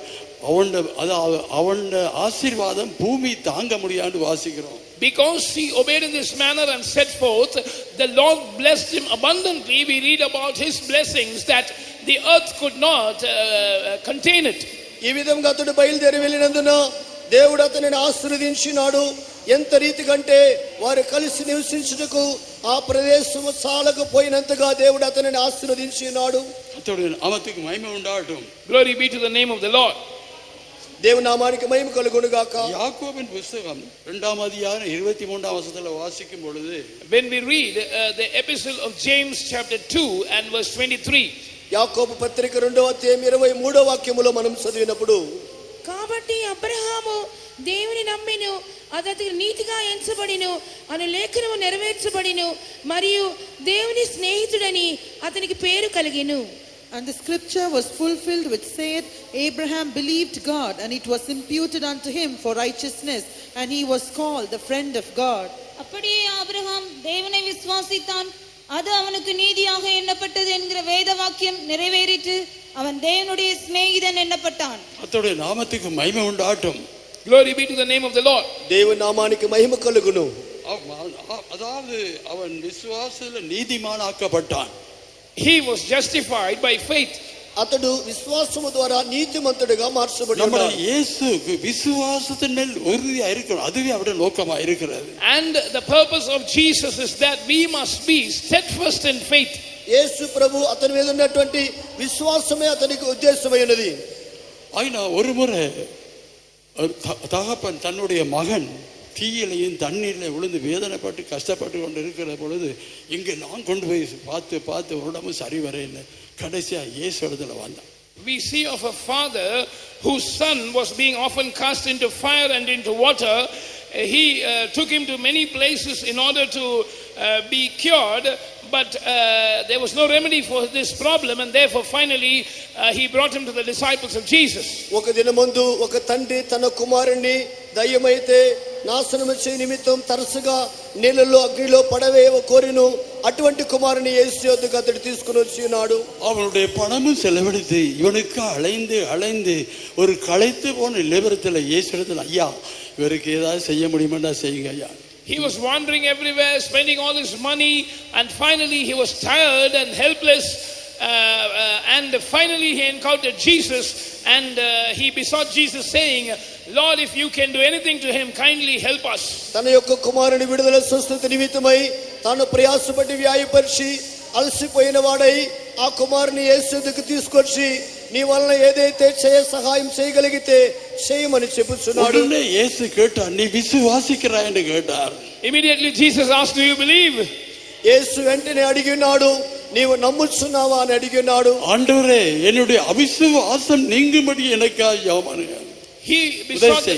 He besought the Lord saying, help thou my unbelief, Lord. అతడు వెంటనే చెప్పించున్నాడు, నమ్ముచున్నాను, నాకు అపనమ్మకం కలగకుండా సహాయం చేయమని చెప్తున్నాడు. இதுல இருந்து நான் பார்க்கிறோம் என்ன, நாம் இங்க வந்திருந்து ஒரு விடுதலை பெறவணும், அல்ல சுகம் பெறவணும், பாவத்திலிருந்து விடுதலை பெறவணும். விசுவாசம் இல்லாட்ட பெற்றுக்கொள்ள முடியாது. And from this what do we infer? If we have come here seeking deliverance from our sin and healing from our sickness, but if you lack faith, you cannot receive it. దీనిలో నుండి మనం గ్రహించే కార్యం ఏమంటే, మనము స్వస్థతను, రక్షణను, ఇట్టి ఆత్మీయ అనుభవాలను పొందాలంటే విశ్వాసము లేకుండా దేవుని యొద్ద నుండి దేనిని మనము పొందుకోలేము. యేసు செய்வார் என்று விசுவாசிக்கிற, இயேசு சுகமாக்குவார், இயேசு விடுதலை ஆக்குவார் என்று விசுவாசிக்கும் பொழுது உடனே சுகமாகிறார். When you believe Jesus will do this for me, Jesus will heal me, Jesus will deliver me, immediately Jesus will heal you. యేసు నన్ను విడిపించును, రక్షించునని నీ విశ్వసించిన ఆ క్షణమందే యేసు నిన్ను విడిపించి స్వస్థపరుచును. அவனுடைய விசுவாசம் நீங்கின உடனே ஆண்டவர் அந்த அந்த தீயில தண்ணியில் விழுந்து தூக்கினா உடனே சுகமாயிடும். As soon as his unbelief was removed, the Lord extended his hand to lift that boy who was being often cast into fire and the waters, and immediately he was healed. ఆ తండ్రిలోండి అపనమ్మకము తొలగింపబడిన వెంటనే అగ్నిలో నీళ్ళతో పడదొలయబడే ఆ దురాత్మ నుండి కుమారుడు విడుదల చేయబడి ఉన్నాడు. அதனால் உங்களோட தேவைக்காக ஜெபம் பண்ண வரலாம். உங்களோட தேவைகள், குடும்ப கஷ்டங்கள், பிரச்சனை என்னவா இருந்தாலும் நீங்க விசுவாசிக்காவிட்டால் பெற்றுக்கொள்ள முடியாது. You might have come here praying for the blessings of your family or for your needs, but whatever be your need, whatever be your struggle and conflict, if you don't believe, you cannot receive anything from the Lord. మీరైతే మీ కుటుంబ సమస్యలోండి, వ్యాధులోండి, మరి ఏ ఇతర ఆశీర్వాద అనుభవాలు పొందాలని మీరు ఇక్కడికి వచ్చినప్పటికీ దేవుని యందు మీరు విశ్వాసం ఉంచకపోతే ఏది పొందుకోలేరు. ஆபிரகாம் தேவனை விசுவாசித்தான், அது நீதியாக எண்ணப்பட்டன்னு சொல்லி அவனுடைய ஜீவன் ஒரு விசுவாசத்தின் மூலமாக கட்டப்பட்டதா இருந்தது. And Abraham believed God, and his faith was imputed to him as righteousness, and accordingly the faith of Abraham was counted as righteousness for him. Abraham దేవుని నమ్మినది అతనికి నీతిగా ఎంచబడిన రాయబడినట్లు అబ్రహాము జీవితము విశ్వాసం మీద కట్టబడి ఉన్నది. ஆபிரகாம் தேவனுடைய வார்த்தை கீழ்ப்படிந்த நிமித்தமாக, because Abraham obeyed the word of God, Abraham దేవుని యొక్క మాటకు లోబడినందున ஆபிரகாமுக்கு மறைக்காம ஒரு காரியம் செய்ய மாட்டேன்னு சொல்லி ஆதிகாமம் 18 அதிகாரம் 18 வசனத்துல வாசிக்கிறோம். we see the Lord telling concerning Abraham in Genesis 18:18 that I will not do anything without informing Abraham. అబ్రహాముకు తెలియకుండా ఎరుకుండా నేను ఏ కార్యమును చేయనని దేవుడు ఆదికాండం 18వ అధ్యాయం తెలుగులో 19వ వాక్యములో చెబుతున్నాడు. தேவாதி தேவன், சர்வ வல்லமுள்ள தேவன் இந்த ஆபிரகாம் தேவனுடைய வார்த்தை கீழ்ப்படிந்த நிமித்தமாக அவனுக்கு சொல்லாம ஒரு காரியம் நான் செய்ய மாட்டேன்னு சொல்லுகிறான். The God of gods, the Almighty God says that I will not hide anything from Abraham which I do, verse 17 in English, because Abraham obeyed the word of God. అందువలన దేవుడు అబ్రహాము దేవుని మాట వినినందున అతని ఎరుకకుండా నేను ఏ కార్యమును చేయనని చెబుతున్నాడు. கர்த்தருடைய நாமத்துக்கு மகிமை உண்டாகட்டும். Glory be to the name of the Lord. దేవుని నామానికి మహిమ కలుగును గాక. அடுத்தது அவன் சிநேகிதன் என்று சொல்லப்படுகிறது. Nextly, Abraham was called the friend of God. Abraham దేవుని స్నేహితుడని పిలువబడుతున్నాడు. ஆபிரகாம் விசுவாசத்தில் நீதிமான், விசுவாசம். அடுத்தது இரண்டாவது பார்க்கும்பொழுது அவன் சிநேகிதனானான்னு வாசிக்கிறோம். And Abraham believed God, and he was justified by faith. And next we read that he was called the friend of God. మొదటిగా అబ్రహాము దేవుని నమ్మి విశ్వాసం ద్వారా నీతిమంతుడిగా మార్చబడి ఉన్నాడు. రెండవ అనుభవం అతడు దేవుని స్నేహితుడిగా మార్చబడి ఉన్నాడు. இன்றைக்கு சிநேகிதரை நாம் எடுத்துக்கொள்ளும் பொழுது பார்க்கலாம். Today when we consider two friends, ఈ దినాల్లో స్నేహితులు మనం చూడవచ్చు. அந்த சிநேகிதனுக்கு மறைக்காம ஒரு காரியம் மட்டும் செய்ய மாட்டான். a friend will not do anything without informing the other. ఆ స్నేహితుడికి తెలియకుండా ఏ కార్యమును వారు చేయరు. அந்த சிநேகிதன் தன்னுடைய காரியமெல்லாம் மற்ற சிநேகிதனுக்கு எல்லாம் சொல்லும். A friend will disclose all his matters to his friend. తన యొక్క స్నేహితుడికి తన కార్యములన్నీ కూడా వారు బయలుపరుచుదురు. பெற்றாருக்கோ தன்னோட சௌரமாருக்கு அந்த காரியத்தை சொல்ல மாட்டான். ஆனா அந்த சிநேகிதனுக்கு தன் எல்லா காரியத்தையும் சொல்றதா இருக்கிறது. They will not share all things pertaining to their personal life, even to their parents or to their sibling. But in the case of a friend, they will open everything. తన తల్లిదండ్రులకు, తమ సమీప బంధువులకు చెప్పరు గాని తమ స్నేహితులకైతే సమస్త కార్యములు చెప్పుదురు. நீங்களும் வார்த்தைக்கு கீழ்ப்படியும் பொழுது, கீழ்ப்படியும் பொழுது, தேவனுக்கு உண்மையா இருக்கும் பொழுது கர்த்தர் உங்களோட சிநேகிதனாய் மாற்றுகிறார். Even when you obey the word of God and are faithful to him, the Lord will make you his friend. మీరు కూడా దేవుని యొక్క వాక్యమునకు లోబడిన వెంటనే మీరు దేవునికి స్నేహితులుగా మార్చబడుతున్నారు. யோவான் சுவிசேஷம் 15 அதிகாரம் 15 வசனத்துல வாசிக்கும் பொழுது, when we read John chapter 15 and verse 15, యోహాను సువార్త 15వ అధ్యాయం 15వ వాక్యములో చదివినప్పుడు, దాసుడు తన యజమానుడు చేయదాన్ని ఎరుగడు గనక ఇక మిమ్మల్ని దాసులని పిలవక స్నేహితులని పిలుచుచున్నాను. ఎందుకనగా నేను నా తండ్రి వల్ల వినిన సంగతులన్నిటినీ మీకు తెలియజేసితిని. Henceforth I call you not servants, for the servant knoweth not what his Lord doeth, but I have called you friends, for all things that I have heard of my Father I have made known unto you. இனி நான் உங்களை ஊழியக்காரர் என்று சொல்லுகிறதில்லை. ஊழியக்காரன் தன் எஜமான் செய்கிறதை அறிய மாட்டான். நான் உங்களை சிநேகிதர் என்று ஏனெனில் என் பிதாவினிடத்தில் நான் கேள்விப்பட்ட எல்லாவற்றையும் உங்களுக்கு அறிவித்தேன். பாருங்கள் எப்படி சொல்லப்படும். அதாவது சிநேகிதன், அதாவது ஊழியன் எஜமான் காரியங்களை சொல்ல மாட்டார். Look at how beautifully it is said. A master will not disclose everything to his servants. చూడండి ఎంత రమ్యంగా ఉన్నదో. దాసుడు తన యజమాను చేయు కార్యాన్ని ఎరుగడు. ஊழியக்காரனா இருக்கும் பொழுது எஜமான் அவருடைய ரகசியங்களோடு சொல்ல மாட்டார். When he is a servant, the Lord will not share his secrets to him. ఒక యజమానుకు దాసుడు ఉన్నట్లయితే ఆ దాసునికి యజమానుడు తన అన్ని కార్యాలు చెప్పలేడు. ஆனா சிநேகிதன முறையில அவருக்கு எல்லாத்தையும் வெளிப்படுத்துறார்.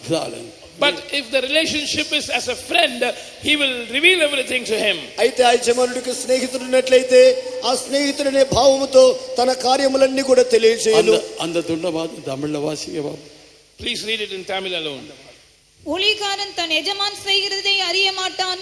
நான் உங்களை சிநேகிதர் என்றேன், ஏனெனில் என் பிதாவினிடத்தில் நான் கேள்விப்பட்ட எல்லாவற்றையும் உங்களுக்கு அறிவித்தேன். நீங்க இப்பொழுது சிநேகிதனா இருக்கிறாய், என் பிதாவிடத்தில் கேள்விப்பட்டதெல்லாம் உங்களுக்கு நான் சொல்லுவேன். Because you are now my friends, all that I've heard of the Father, I am sharing with you. నా తండ్రి వలన విన్న సంగతులన్నీ నేను మీకు తెలియజేస్తున్నాను కనుక మీరు స్నేహితులని పిలువబడుతున్నారు. ஊழியக்காரரை விதமாக சிநேகிதரா மாறிட்டா ஆண்டவர் அப்படியே பிதாவுடைய காரியங்கள் எல்லாம் அவருக்கு வெளிப்படுத்துறாரு. If all the servants of God become friends of God, the Lord will reveal all things from the Father to them. దాసులందరూ కూడా దేవుని స్నేహితులుగా మార్చబడినట్లయితే తండ్రి యొక్క సమస్త కార్యములను యేసు మీకు బయలుపరచును. கர்த்தருடைய நாமத்துக்கு மகிமை உண்டாகட்டும். Glory be to the name of the Lord. దేవుని నామమునకు మహిమ కలుగును గాక. மனுஷன் இழந்து போனதையும் ரட்சிக்க தேட வந்தேன்னு சொல். And he says the Son of Man is come to seek and to save that which is lost. మనుషుడు ఏదైతే కోల్పోయి ఉన్నాడో దానిని వెతికి రక్షించి నిమిత్తమై దేవుడి లోకానికి వచ్చి ఉన్నాడు. இழந்து போன தேடவும் ரட்சிக்க வந்தேன்னு சொல்லுகிறார். He says I am come to seek and to save that which was lost. నశించిపోయేదానిని వెతికి రక్షించుటకే మనుష్య కుమారుడు వచ్చి ఉన్నాడు. ఆది మనిషిని దేవుడు ఉండాకిన పొழுது, when God made the first man, మనిషిని మొట్టమొదటిగా దేవుడు సృష్టించినప్పుడు உன்னை ஆசీర్వదిத்து உன்னை பெரிய ஜாதியாக உன்னை ஆசீர்వదిத்து பூமியில் எல்லாம் உனக்கு ஆசீர்வதிக்கப்பட்டு இருக்கும். He blessed him and said all the earth shall be blessed in you. మీరైతే ఆశీర్వదింపబడి ఫలించి భూమిని నింపుడు అని చెప్పి ఉన్నాడు. இப்படியாக ஒரு 7 ஆசீர்வாதங்கள் மனுஷனுக்கு தேவன் கொடுத்தார். We know that God gave the first man 7 blessings. ఈ విధంగా దేవుడు మొదటి మనుషునికి 7 ఆశీర్వాదాలు ఇచ్చి ఉన్నాడు. ஒன்று நித்திய ஜீவன், 1 eternal life, మొట్టమొదటిది నిత్య జీవము, இரண்டாவது ஐக்கியம், secondly fellowship, రెండవది సహవాసము, மூன்றாவது தேவ சாயல், thirdly the image of God, మూడవది దేవుని సారూప్యం, நாலாவது தேவனுடைய மகிமை, fourthly the glory of God, నాలుగవదిగా దేవుని మహిమ, ஐந்தாவது ஆளுகை, fifthly dominion, ఐదవదిగా ఏలుబడి, ஆறாவது அழியாமை, sixthly immortality, ఆరవదిగా అక్షయత, ஏழாவது சுதந்திரத்தை கொடுத்தார். seventhly he gave him an inheritance, ఏడవదిగా స్వతంత్రము. மனுஷனுக்கு இவ்வளவு பெரிய ஆசீர்வாதத்தை கொடுத்தார். God gave man so great blessings. ఈ విధమైన ఆశీర్వాదాలు దేవుడు మనుషునికి ఇచ్చి ఉన్నాడు. தேவனுடைய சாயலா ரூபமா உண்டாக்கப்பட்ட மனுஷனுக்கு எல்லாத்தையும் கொடுத்தார். Because man was made in the image and likeness of God, God gave all these blessings to man. దేవుడు మనుషుని తన సారూప్యముగా సృష్టించి ఈ విధమైన 7 ఆశీర్వాదాలు అనుగ్రహించి ఉన్నాడు. தேவனுடைய வார்த்தைக்கு கீழ்ப்படியா போன நிமித்தமாக மனுஷன் தள்ளப்பட்டு இந்த ஆசீர்வாதங்கள் எல்லாம் அளந்து போயிட்டான். Because man disobeyed the words of God, he was cast away and he lost all the blessings of God. మనుషుడైతే దేవుని మాటలకు అవిధేయత చూపినందున అతడు 7 విధమైన ఆశీర్వాదాలను కోల్పోయి ఉన్నాడు. அப்படியானால் மனுஷன் நித்தியத்துக்குள்ள போக முடியாது. நித்திய ராஜ்யத்துக்குள்ள.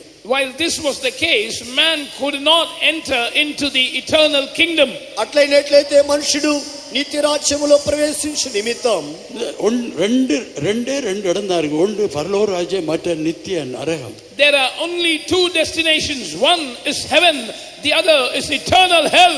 మనుషుని యొక్క ముగింపులో నిత్యములో 2 స్థలములు, ఒకటి నరకం, ఇంకొకటి పరలోకం. ஆகினால் தேவ சாயலா உண்டாக்கப்பட்ட மனுஷன் நித்திய நரகத்துக்கு போகக்கூடாதுன்னு தான் கர்த்தராகிய இயேசு கிறிஸ்து இந்த பூமியில வந்து ஒரு ரட்சகரா வந்து அவனை ரட்சிப்புகளை வழிநடத்த விரும்புகிறார். So that man who was created in the image and likeness of God might not land up in eternal hell, Jesus came to this earth in the form of a man wanting to lead him into eternal salvation. దేవుని సారూప్యముగా సృష్టింపబడిన మనుషుడు నశించి నరకమునకు పోకుడి నిమిత్తమై అతడు రక్షింపబడి పరలోకము వెళ్ళుటకై ప్రభు అయిన యేసు భూలోకానికి వచ్చి ఉన్నాడు. முதலாவது ஒரு வார்த்தை அனுப்புகிறார். First of all, he sends his word. మొట్టమొదటిగా ఆయన తన వాక్యమును పంపుతున్నాడు. రక్షిపుకురిగే వార్త అనుభవిరార్. He sends the words pertaining to salvation. తన రక్షణ మాటను అతనికి పంపుతున్నాడు. மனம் திரும்புதல் கேட்ட வார்த்தை கொடுக்கிறார். He gives the words for repentance.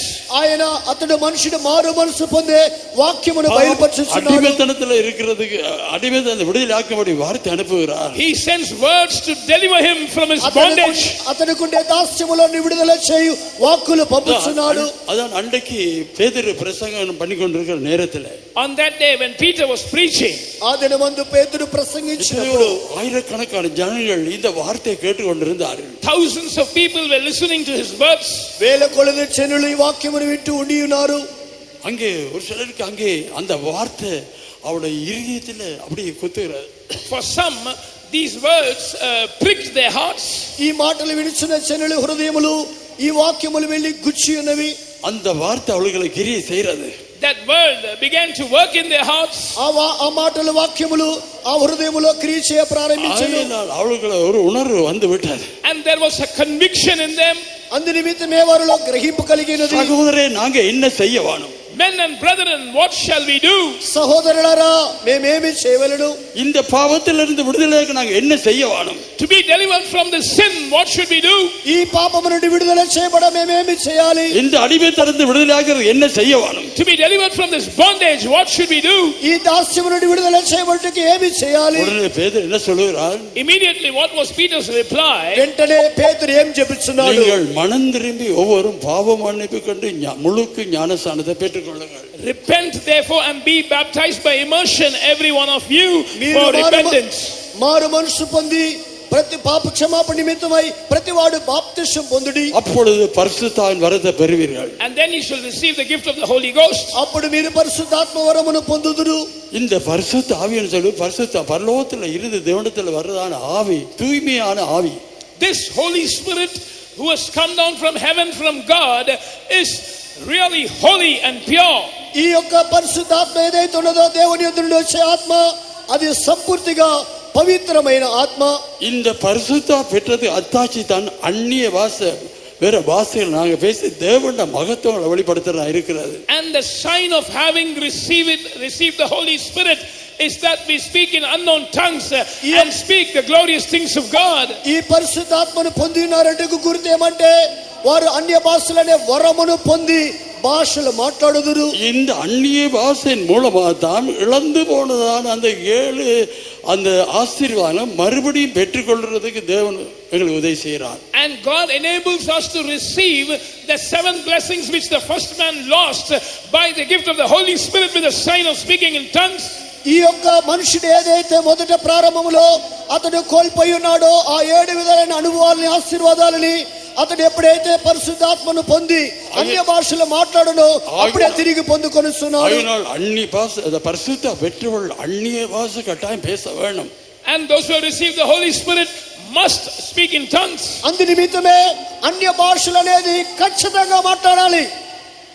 அங்கே நான் போய் ஒரு தேற்றவாளன் உங்களுக்கு அனுப்புவேன், அவர் சகல சத்தியத்தில் உங்களை நடத்துவார்னு சொல்லி இயேசு போக முன்பதா சொல்லிட்டு போனார். Before his ascension, Jesus had foretold that I will go and send the other Spirit, which is the Comforter, and he will lead you into all truth.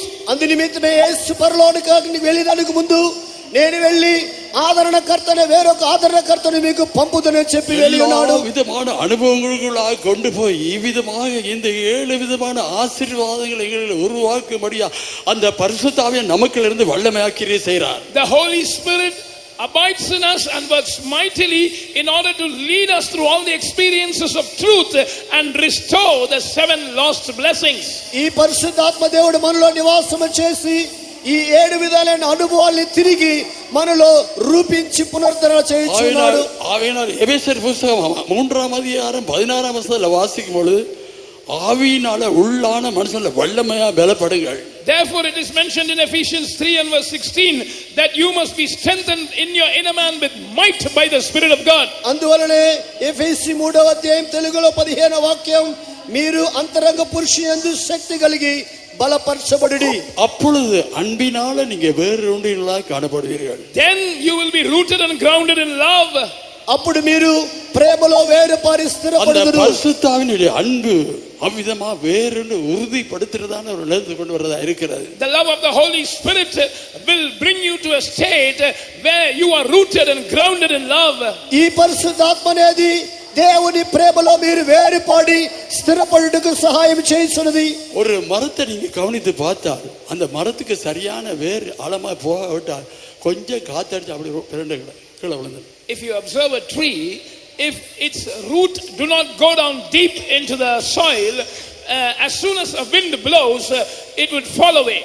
ఒక మరాన్ని ఒక చెట్టుని తీసుకొనండి, దాని వేరు లోతుగా వెళ్ళనట్లయితే ఒక గాలి కొట్టిన వెంటనే అది కింద పడిపోతుంది. இந்த 7 ஆசீர்வாதங்கள் நமக்குள்ள உருவாக்கும்படி கர்த்தர் பலவிதமான பாதைகளை கொண்டு போய் நடத்துற நேரத்தில் எவ்வளவு புசல் அடித்தாலும் அந்த வேர் உறுதியா இருக்கும். ஆவிக்குள்ள வேர் உறுதியா இருக்கும், அசைக்கப்பட முடியாது. When the Lord is leading us through many paths in order to restore these 7 blessings, no matter how many winds might blow, if we are rooted and grounded in love, we will not be moved, we will not be shaken.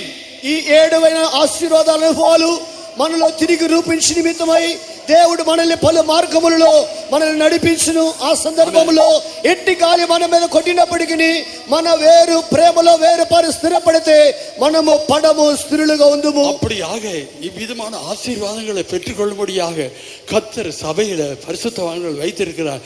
சிலர் அப்போஸ்தலர், சிலர் தீர்க்கதரிசிகள், சிலர் சுவிசேஷகர், சிலர் மேய்ப்பராக போதகராக வைத்திருக்கிறார். And so that the church might receive these blessings, God has also ordained his saints in the church, some as apostles and prophets, some as evangelists and teachers and pastors. ఈ విధమైన ఆత్మీయ ఆశీర్వాదాలు మనం పొందుకునే నిమిత్తమై సంఘములో అపోస్తలులను, ప్రవక్తలను, సువార్తికులను, కాపరులను, ఉపదేశకులను ఉంచి ఉన్నాడు. இப்படியான ஒரு பூர்ணமான நிலவரத்துக்கு வரும்படியா இந்த 5 பேரை வைத்து கர்த்தர் எங்களுக்கு சபையில வைத்து எங்களை ஆயத்தப்படுத்துகிறார். And God has kept us in the church having these 5 offices so that we can grow to the measure of the stature of the fullness of Christ to perfection. క్రీస్తు కలిగిన సమాన సంపూర్ణతలోనికి మనం వచ్చి నిమిత్తమై సంఘములో ఈ విధమైన 5 విధమైన ఉద్యోగస్తులు ఉంచి దేవుడు నడిపిస్తున్నాడు. நாம் மற்றவருடைய குறையை பார்த்து, மற்றவருடைய குற்றங்களை பார்த்து, தீமையான காரியங்களை செய்து, தேவையில்லாத காரியங்களை செய்து இப்படி இருப்பமா இருந்தா நாம் எப்படியாவது பூர்ணத்துக்கு வர முடியாது. So we cannot come to perfection if we look at the faults of others, if we look at the shortcomings of others, and we also indulge in unwanted things, speaking unwanted words.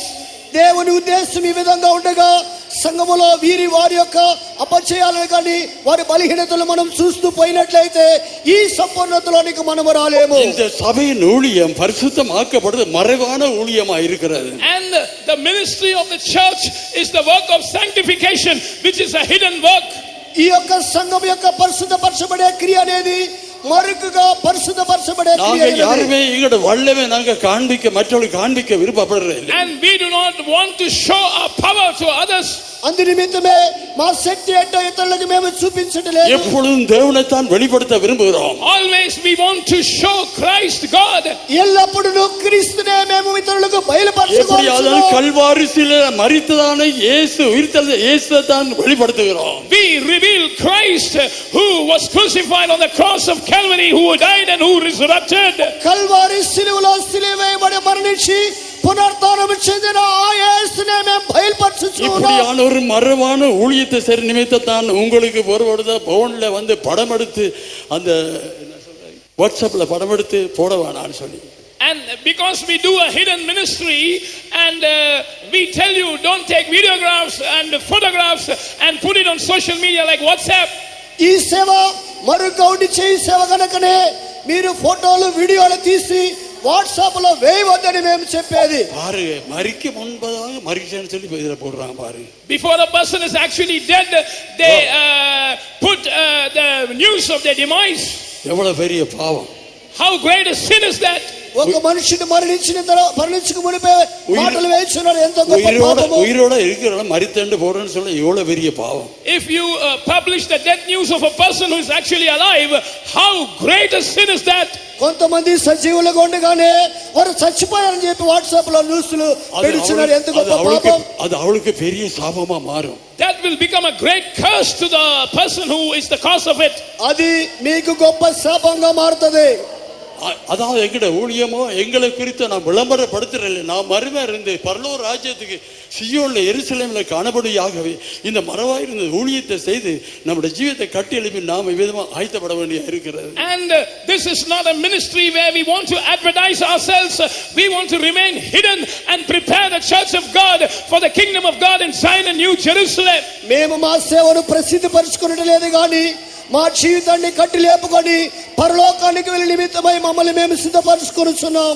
தேசத்தில் நடக்கிற சம்பவங்களை பார்க்கும் பொழுது, looking at the happenings in the country, దేశంలో జరిగే సంభవాలు చూసేటప్పుడు ஒரு பக்கத்துல காட்டு தீ பத்தி எரி அணைக்க முடியாது இருக்கிறாங்க. On one side wildfires are spreading, no one is able to extinguish it. లోకములో ఒక భాగం అడవులు మంటలు మండుచున్నాయి, ఆర్పలేకపోతున్నారు. இன்னொரு பக்கம் சமுத்திரம் கொந்தளிப்பின் மூலமாக சலிவுகள். On the other side the sea is roaring, and because of that there is great destruction. ఇంకొక రీతిలో సముద్ర పొంగు వలన అనేకమైన అపాయాలు. இன்னொரு பகுதியில் பார்த்தா பூமி அதிர்ச்சி.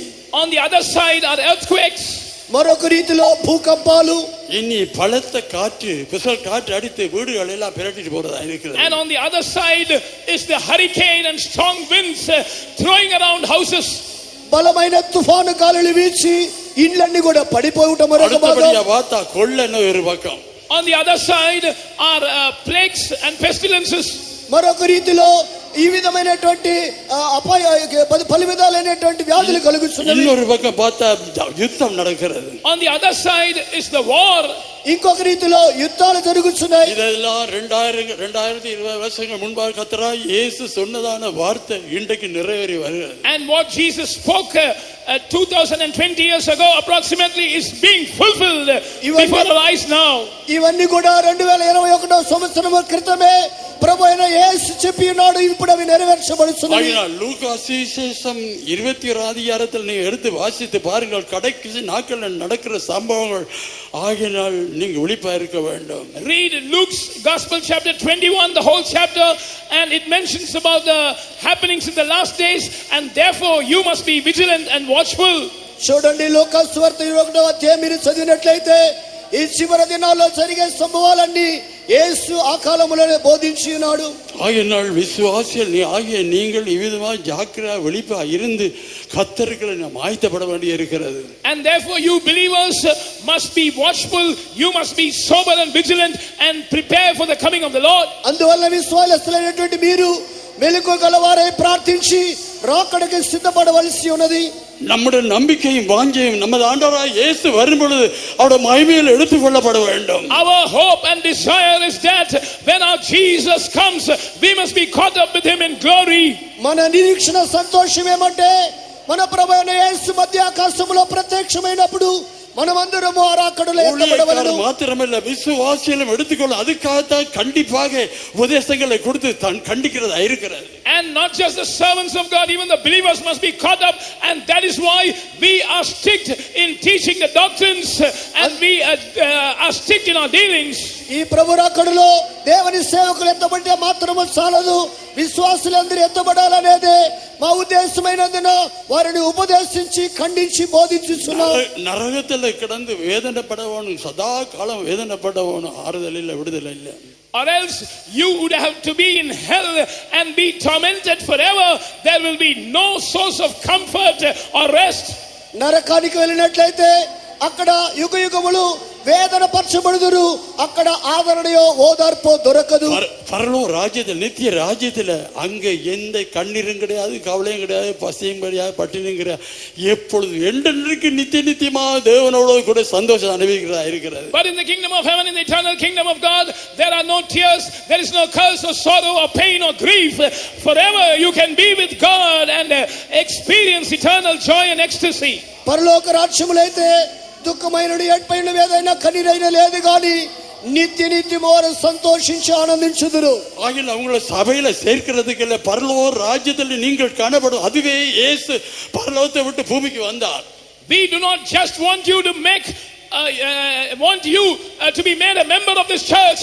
Somehow you should be caught up at the coming of the Lord and be gathered in the eternal kingdom of God, for which purpose Jesus came to this earth. అందు నిమిత్తమై మిమ్మల్ని అందరినీ ఏదో సంఘములో చేర్చడం కాదు కానీ మీరందరూ సిద్ధపడి పరలోకానికి వెళ్ళాలని ప్రభు అయిన యేసుక్రీస్తు లోకానికి వచ్చి ఉన్నాడు. தேவனுடைய சாயலாக உண்டாக்கப்பட்ட மனுஷன் யாரும் நரகத்தில் இறங்கக்கூடாது, எப்படியா ரட்சிக்கப்பட்டு பரலோக ராஜ்யத்தில் காணப்பட வேண்டும். No man created in the image and likeness of God must land up in eternal hell.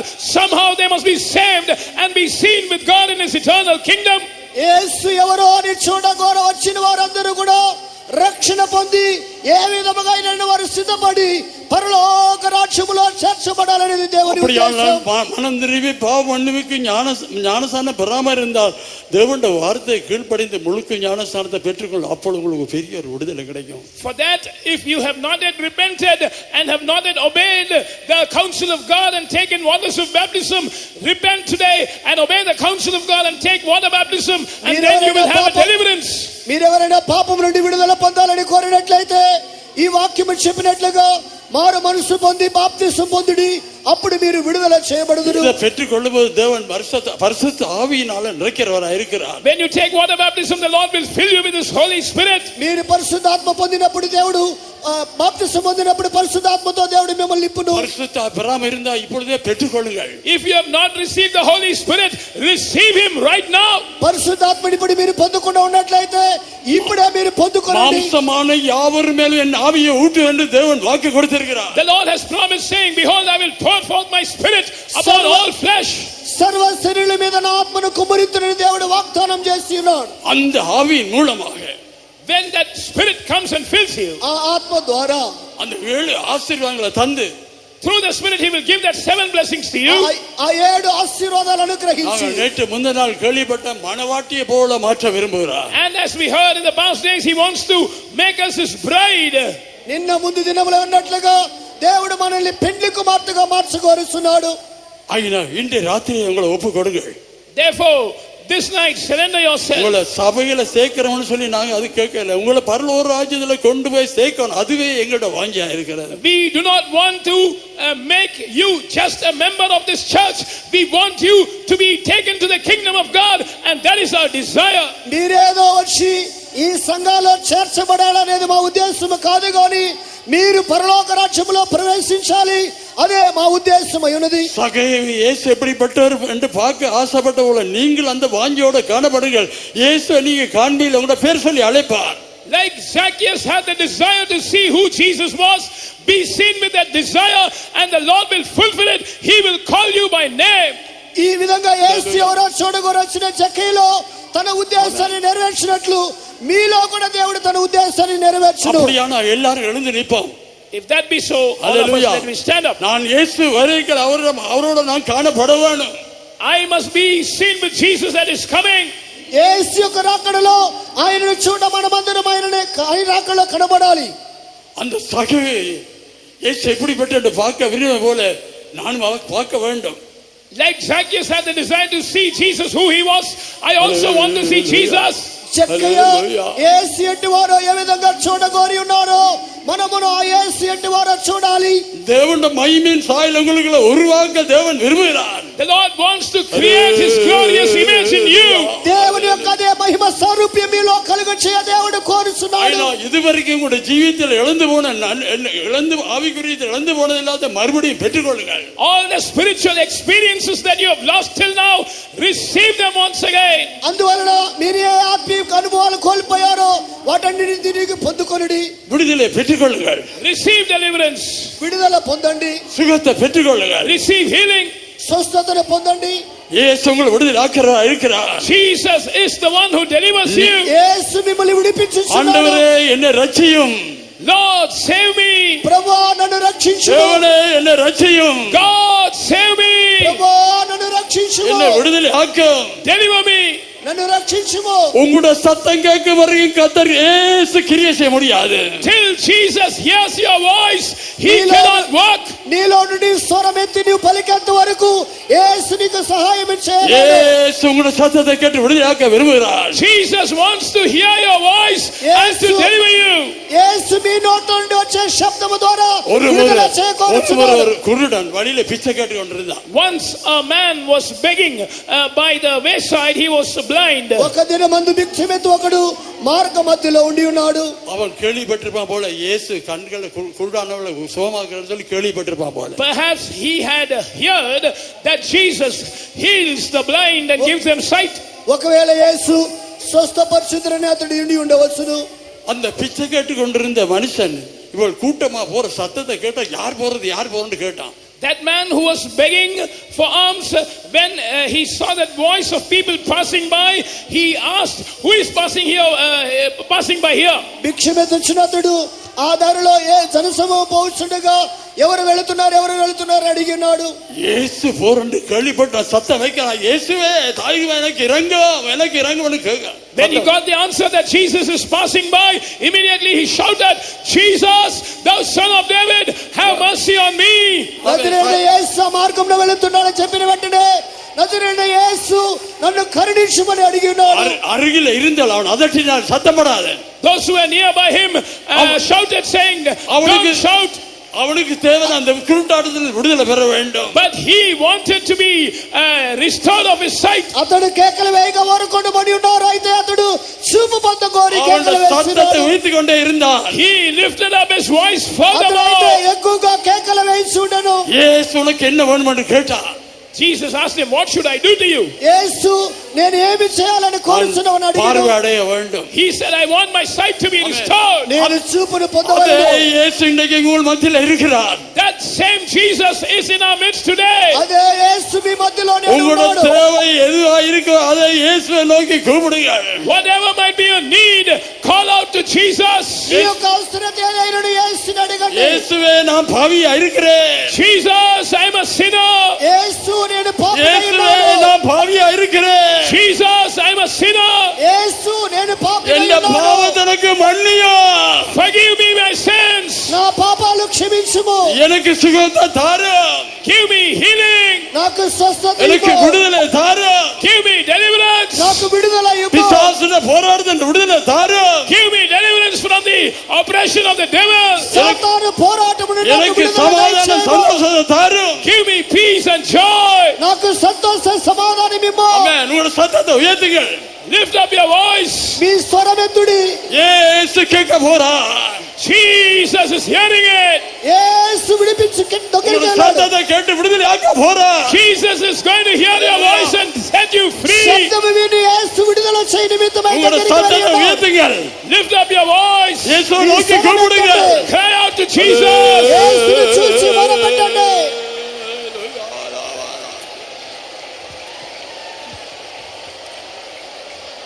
இன்று மாறிடுது இயேசுவே, ஜீவனீந்திரல்லோ அன்பினாம். இன்று மாறிடுது இயேசுவே, ஜீவனீந்திரல்லோ அன்பினாம். தேவி வாக்குத்தத்தம் தன்னை ஸ்திரப்படுத்தி நின் கிருபையாலே நிறைத்திடுவீரே. தேவி வாக்குத்தத்தம் தன்னை ஸ்திரப்படுத்தி நின் கிருபையாலே நிறைத்திடுவீரே. இயேசுவே என்னை நீர் ஆசீர்வதியும், சௌக்கியமீந்திடும் நான் நம்பி வந்தேனே. இயேசுவே என்னை நீர் ஆசீர்வதியும், சௌக்கியமீந்திடும் நான் நம்பி வந்தேனே. அன்பினால் சகியுவை அழைத்துமே, அன்று ரட்சிப்படி திட்டீரே அன்பினால் சகியவை அழித்துமே அன்று ரட்சிப்படி திட்டீரே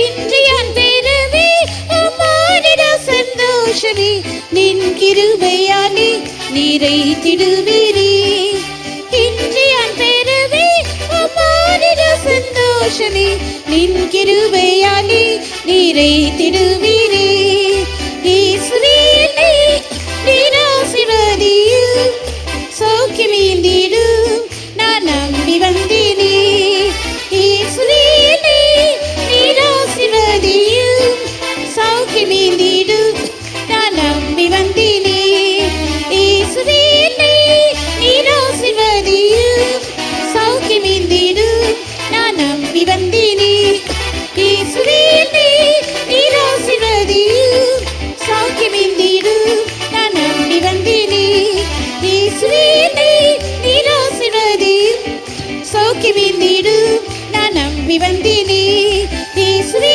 நீர் ஆசீர்வதியும் சௌக்கியமீந்திடும் நான் நம்பி வந்தேனே இயேசுவே நீர் ஆசீர்வதியும் சௌக்கியமீந்திடும் நான் நம்பி வந்தேனே இயேசுவே நீர் ஆசீர்வதியும் சௌக்கியமீந்திடும் நான் நம்பி வந்தேனே.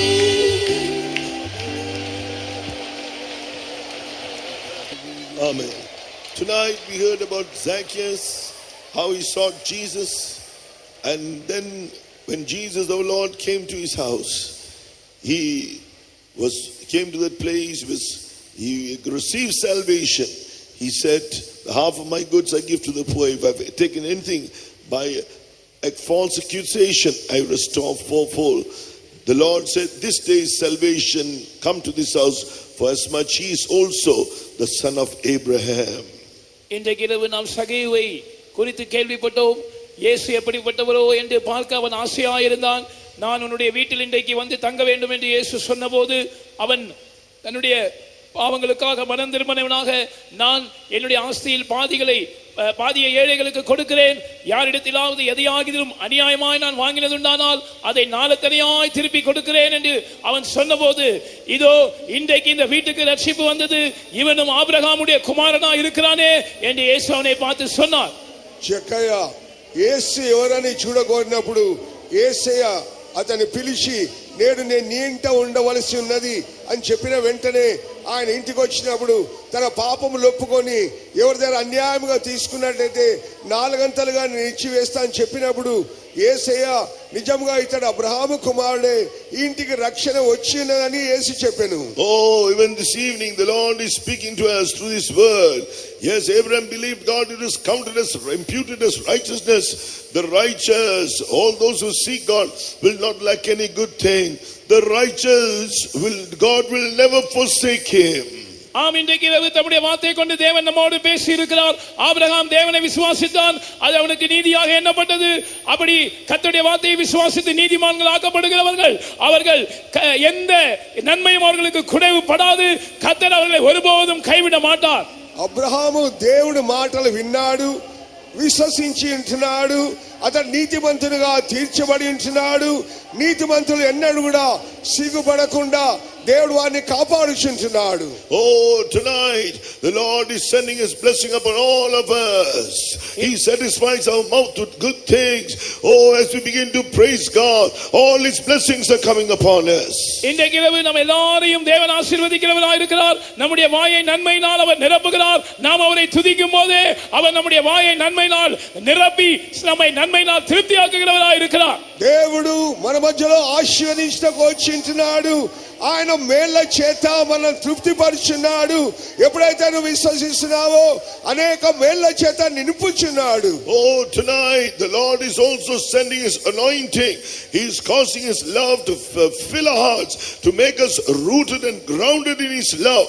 And God is filling us, restoring all the blessings that man has lost. இன்றைக்கு இரவு கர்த்தர் நம்மை அபிஷேகம் பண்ணவும் செய்கிறார். அவர் தம்முடைய அபிஷேகத்தின் மூலமாக தம்முடைய அன்பை நம்முடைய இருதயங்களில் ஊற்றி நம்மை அன்பில் வேரூன்ற நிறைவேற்றவும் நிறைவேறவும் செய்கிறார். அது மாத்திரமல்ல, நாம் ஆதி மனிதன் இழந்து போனதான அந்த சகல ஆசீர்வாதங்களையும் திரும்பி பெற்றுக்கொள்ள கர்த்தர் உதவி செய்கிறார். అనేకులు కూడా అనేక ఆశీర్వాదం పోగొట్టుకున్నప్పటికీ తిరిగి ప్రభు అభిషేకం ద్వారా ప్రతి వారికి ఆశీర్వాదముల చేత తిరిగి నింపుచున్నట్లుగా చూస్తున్నాం. Oh, tonight he's sending his word to you.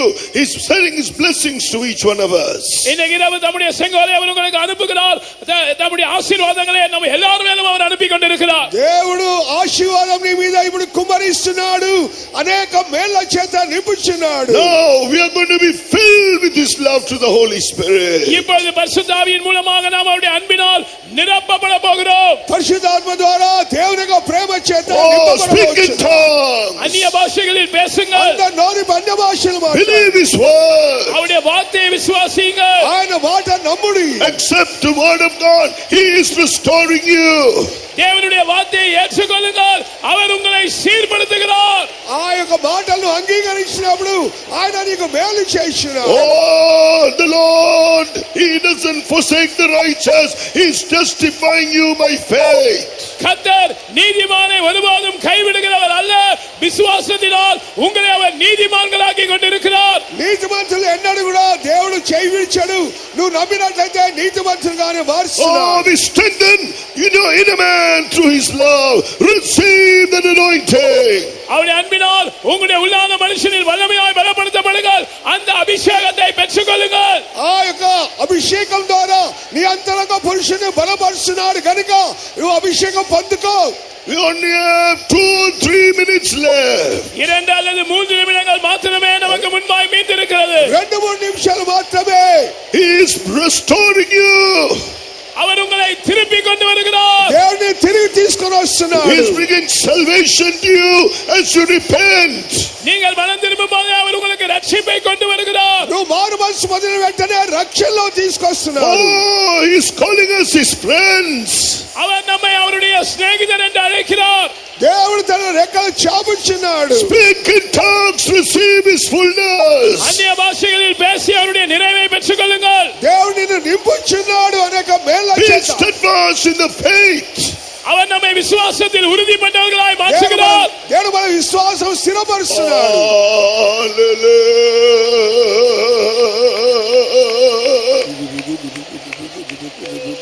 At the same time, let the woman who touched Jesus, the hem of his garment, he says, "Daughter, your faith has made you whole." அதே நேரத்தில் இயேசுவை தொட்டதான அந்த ஸ்திரீ அவருடைய வஸ்திரத்தின் ஓரத்தை தொட்டபோது இயேசு அவளை பார்த்து, ஸ்திரீயே, உன் விசுவாசம் உன்னை ரட்சித்தது, உன்னை குணமாக்கினது என்று சொன்னார். యేసు ప్రభు యొక్క చెంగును ఆ యొక్క వస్త్రం చెంగును ముట్టిన వెంటనే ఆ స్త్రీతో యేసు అన్నాడు, ఓ స్త్రీ, నీ విశ్వాసం నేను స్వస్థపరిచినని చెప్పి ఉంటున్నాడు. Now you believe he's sending his word to you. By Jesus' stripes you were healed. இப்பொழுது தேவன் தம்முடைய இந்த வார்த்தையை உங்களிடத்தில் அனுப்புகிறார். இதை நீங்கள் விசுவாசியுங்கள். இயேசுவின் தழும்புகளால் நீங்கள் குணமானீர்கள். ఇదే మాట యేసు నీకు పంపుచున్నాడు. ఆయన పొందిన గాయముల చేత నువ్వు స్వస్థత నొందుతివి. Believe you are touching the hem of his garment. விசுவாசியுங்கள். அப்பொழுது நீங்கள் அவருடைய வஸ்திரத்தின் ஓரத்தை தொடுகிறீர்கள். విశ్వసించుడి, ఆయన చెంగును ముట్టి Speak in tongues. அந்நிய பாஷைகளில் பேசுங்கள். అన్య భాషలు మాట్లాడుడి. The Lord Jesus can give you this blessing because when he appeared, he destroyed all the works of the devil. He destroyed Satan and rose again. கர்த்தராகிய இயேசுவால் இந்த எல்லா ஆசீர்வாதங்களையும் நிச்சயமாகவே உங்களுக்கு தர முடியும்.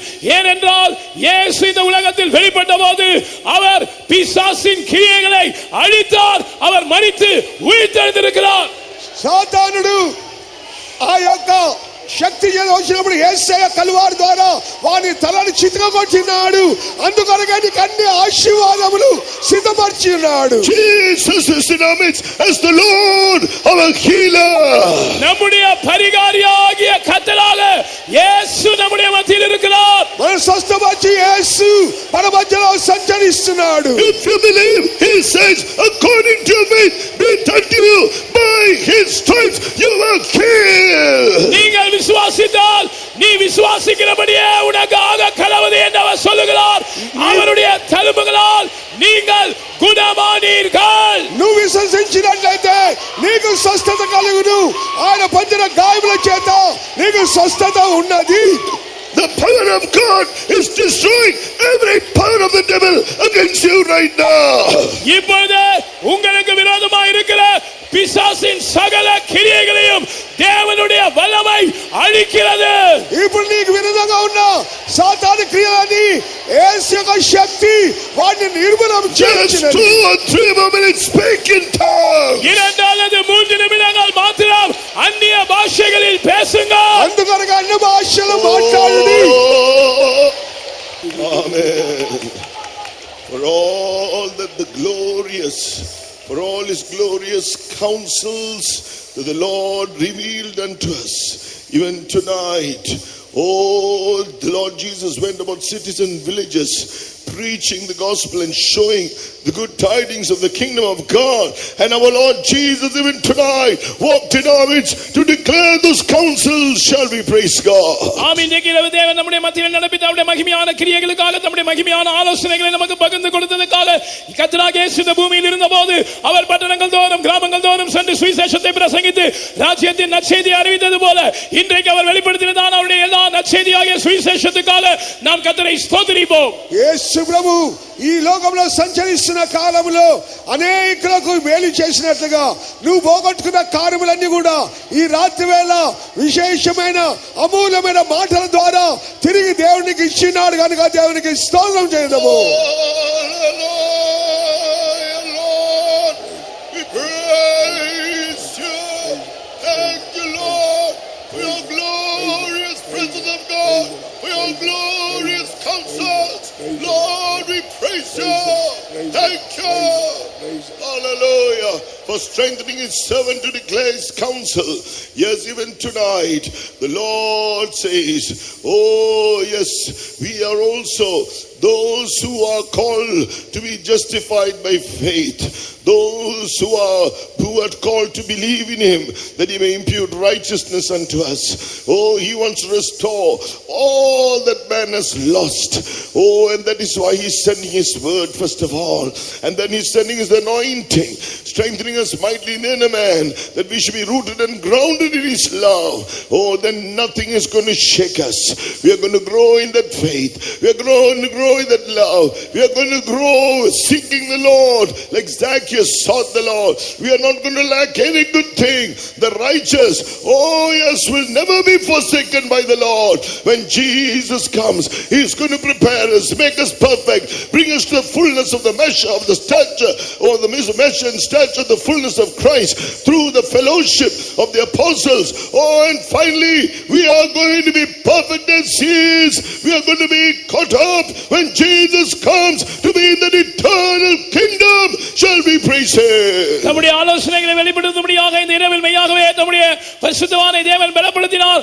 ஆம், தேவன் நம்மை விசுவாசத்தினால் நீதிமான்கள் ஆகும்படியாய் அழைத்திருக்கிறார். நாம் அவரை விசுவாசித்து அந்த விசுவாசத்தினால் தேவ நீதியை நமக்கு கொடுக்கும்படியாய் அவர் நம்மை அழைத்திருக்கிறார். மாத்திரமல்ல, சகேயு இயேசுவை தேடினது போல நாமும் இயேசுவை தேடும்படியாக தேவன் அந்த அப்படி விசுவாசத்தினால் நீதிமான்கள் ஆக்கப்படுகிறவர்களை அவர் கைவிடுகிறதில்லை.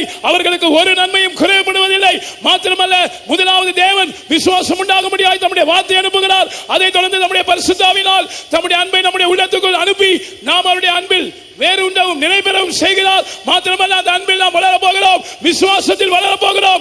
அப்போஸ்தலருடைய ஐக்கியத்தில் இருப்பதன் மூலமாக கிறிஸ்துவின் நிறைவான வளர்ச்சியின் அளவுக்கு தக்கதாக பூரண புருஷராகும் வரைக்கும் நாம் வளரப் போகிறோம். எதுவுமே நம்மை அசைக்க முடியாது. அவர் வெளிப்படும் போது அவர் இருக்கிறது போல பூர்ணமாக்கப்பட்டவர்களாக புதிய எருசலேமிலும் சீயோனிலும் காணப்பட அவர் நமக்கு உதவி செய்ய போகிறபடியால் நாம் கர்த்தரை ஸ்தோத்திரிப்போம். మన ఈ రాత్రి వేళ దేవుడు తన పరిశుద్ధులను బలపరిచి మనకు దేవుడు ఆలోచన ఇచ్చింటున్నాడు. దేవుని యొక్క వార్త ద్వారా, వాక్యముల ద్వారా దేవుడు మన విశ్వాసమును బలపరిచినాడు. విశ్వాసం ద్వారా నీతిమంతులుగా దేవుడు మనల్ని మార్చినాడు.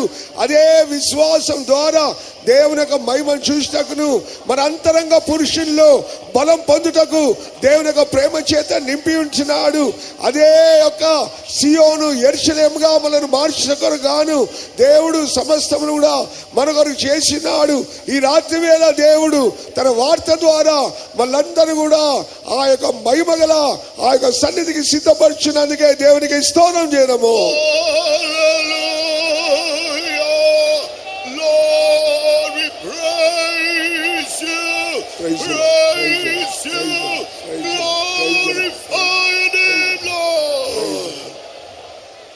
us pray. நாம் செபிப்போம். Loving Heavenly Father, we praise you. We thank you, Lord, for this blessed time. Thank you, Lord, for this blessed convention, O Savior. And thank you, Lord, for the third evening of this convention, O God. You came down with all your might and power and glory, O Savior. We thank you, Lord, for blessing us this evening, O God. Thank you for the songs and thank you for the worship, O Lord. And thank you for raising up testimony, O Lord, for your glory, O Savior. Lord, above all, we thank you for speaking to us from thy throne above, O Lord, from the life of Zacchaeus, O Lord. Even though he wanted to see him, O Lord, he couldn't see Jesus. You called him by a name and he received, he obeyed the voice of God and he came down, O Savior. He received all the blessings, O God. Thank you, Lord. Give us thy grace, O Lord, that we may be obedient to your voice, O Lord. The Son of Man came to seek that was lost, O Savior. Give us thy grace, O Lord, that we may be able to seek you more and more in these days. Lord, thank you for the word that was spoken to us, O Lord. Thank you for the anointing given to your servant, O Lord, to deliver the word of God. We commit ourselves, O Lord, into your keeping hand. Be with us tonight and the rest of the convention, O Savior. Glorify your most holy name. In Jesus' name we pray. Amen. அருமையான நல்ல பிதாவே, நன்றியோடுமே துதிக்கிறோம். மூன்றாம் நாள் மாலை கூட்டத்தை நீர் பொறுப்படுத்த ஆசீர்வாதமாக நடத்தி தந்தபடியினால் உமக்கு ஸ்தோத்திரம். துவக்கம் முதல் முடிவு வரைக்கும் சமூகத்தை தந்தீர். அதற்காக நன்றியோடுமே துதிக்கிறோம். எல்லா ஊழியங்களும் ஆவிக்குள்ளாக்கினபடியினால் ஸ்தோத்திரம். திவ்ய ஆலோசனை வெளிப்படுத்தினீர். அதற்காக நன்றியோடுமே துதிக்கிறோம். நீர் பூமியில் வந்த நோக்கத்தை நிறத்தாவை வெளிப்படுத்தினபடியினால் ஸ்தோத்திரம். எல்லா மனுஷரும் ரட்சிக்கப்பட வேண்டும் என்பதே உமது நித்திய நோக்கம். சக்கையுடைய ஜீவியத்தில் அவன் தேவனுக்கு விரோதமான பாவமான ஜீவியம் செய்து கொண்டிருந்த நாட்களில் இயேசு வந்தார் என்று கேள்விப்பட்ட போது இயேசு எப்படி இருக்கிறார் என்று பார்க்கும்படியாக அவன் அத்திமரத்தின் கேறதாக வாசிக்கிறோம். அவனுடைய வாஞ்சையை அறிந்து அவனை கூப்பிட்டு அவனுடைய வீட்டில் நீர் தங்கினீர். அதற்காக ஸ்தோத்திரம். உண்மையான மனம் திரும்பி அவன் கர்த்தாவே அந்த மனம் திரும்புதற்கேற்ற கனியை கொடுக்கக்கூடியவனாக நீர் மாற்றினபடினால் ஸ்தோத்திரம். இவனும் அப்ரகாமின் குமாரன் என்று சொன்னீரே. அப்ரகாமினோட சுபாவத்தை பெற்றுக்கொள்ள உதவி செய்தபடியினால் ஸ்தோத்திரம். உண்மையாக மனம் திரும்பி தேவ வசனத்தின்படி ஜீவிக்கும் போது நாங்களும் அப்ரகாமின் குமாரனாக நீர் எங்களை மாற்றுகிறீர். அப்ரகாம் தேவனை விசுவாசித்தான், அது அவனுக்கு நீதியாக எண்ணப்பட்டது. அதே போல நாங்களும் தேவனை விசுவாசித்து வசனங்களை விசுவாசித்து அதன்படி ஜீவித்து நீதிமான்களாக்கப்பட உதவி செய்யணுமே. தேவ நீதியை பெற்றுக்கொள்ளும்படியாக பாவம் அறியாத இயேசு எங்காவே அவர் பாவமாகி உலகத்தின் முழு பாவத்தையும் சுமந்து சிலுவையில் மரித்தீர். அது விசுவாசிக்கிற யாவருக்கும் அந்த நீதியை பெற்றுக்கொள்ள முடியும். அது மட்டுமல்ல, அப்ரகாம் தேவனுடைய சிநேகிதன் என்று எண்ணப்பட்டார். இதே போல நாமும் உமது சிநேகிதர்களாக மாற்றும் சிநேகிதர்களுக்கு நீர் ரகசியங்களை வெளிப்படுத்துவீர். அதற்காக நன்றியோடு துதிக்கிறோம். அந்த ரகசியங்களை பெற்றுக்கொண்டு சரீரமான சபையில் தலையாகிய கிறிஸ்துவுக்குள் எல்லாவற்றிலேயும் வளர்ந்து நாங்கள் இயேசுவை போல மாற்றப்பட மணவாளனை போல மாற்றப்பட எங்களுக்கு யாவருக்கும் உதவி செய்யும். திவ்ய ஆலோசனை வெளிப்படுத்தினால் ஸ்தோத்திரம். பரிசுத்தாவின் நிரம்பி தேவன்பினால நிரம்பி ஜீவிக்க எங்களுக்கு யாவருக்கும் உதவி செய்யும். உமது கருத்தில் ஒப்படைக்கிறோம், பொறுப்படுத்திக் கொள்ளும். இயேசுவின் நாமத்தில் கேட்கிறோம் நல்ல பிதாவே. Amen. Now may the grace of our Lord Jesus Christ, the love of God the Father, and the sweet fellowship of the Holy Spirit rest and abide with each and every one of us until Jesus appears in all his glory. Amen. Hallelujah.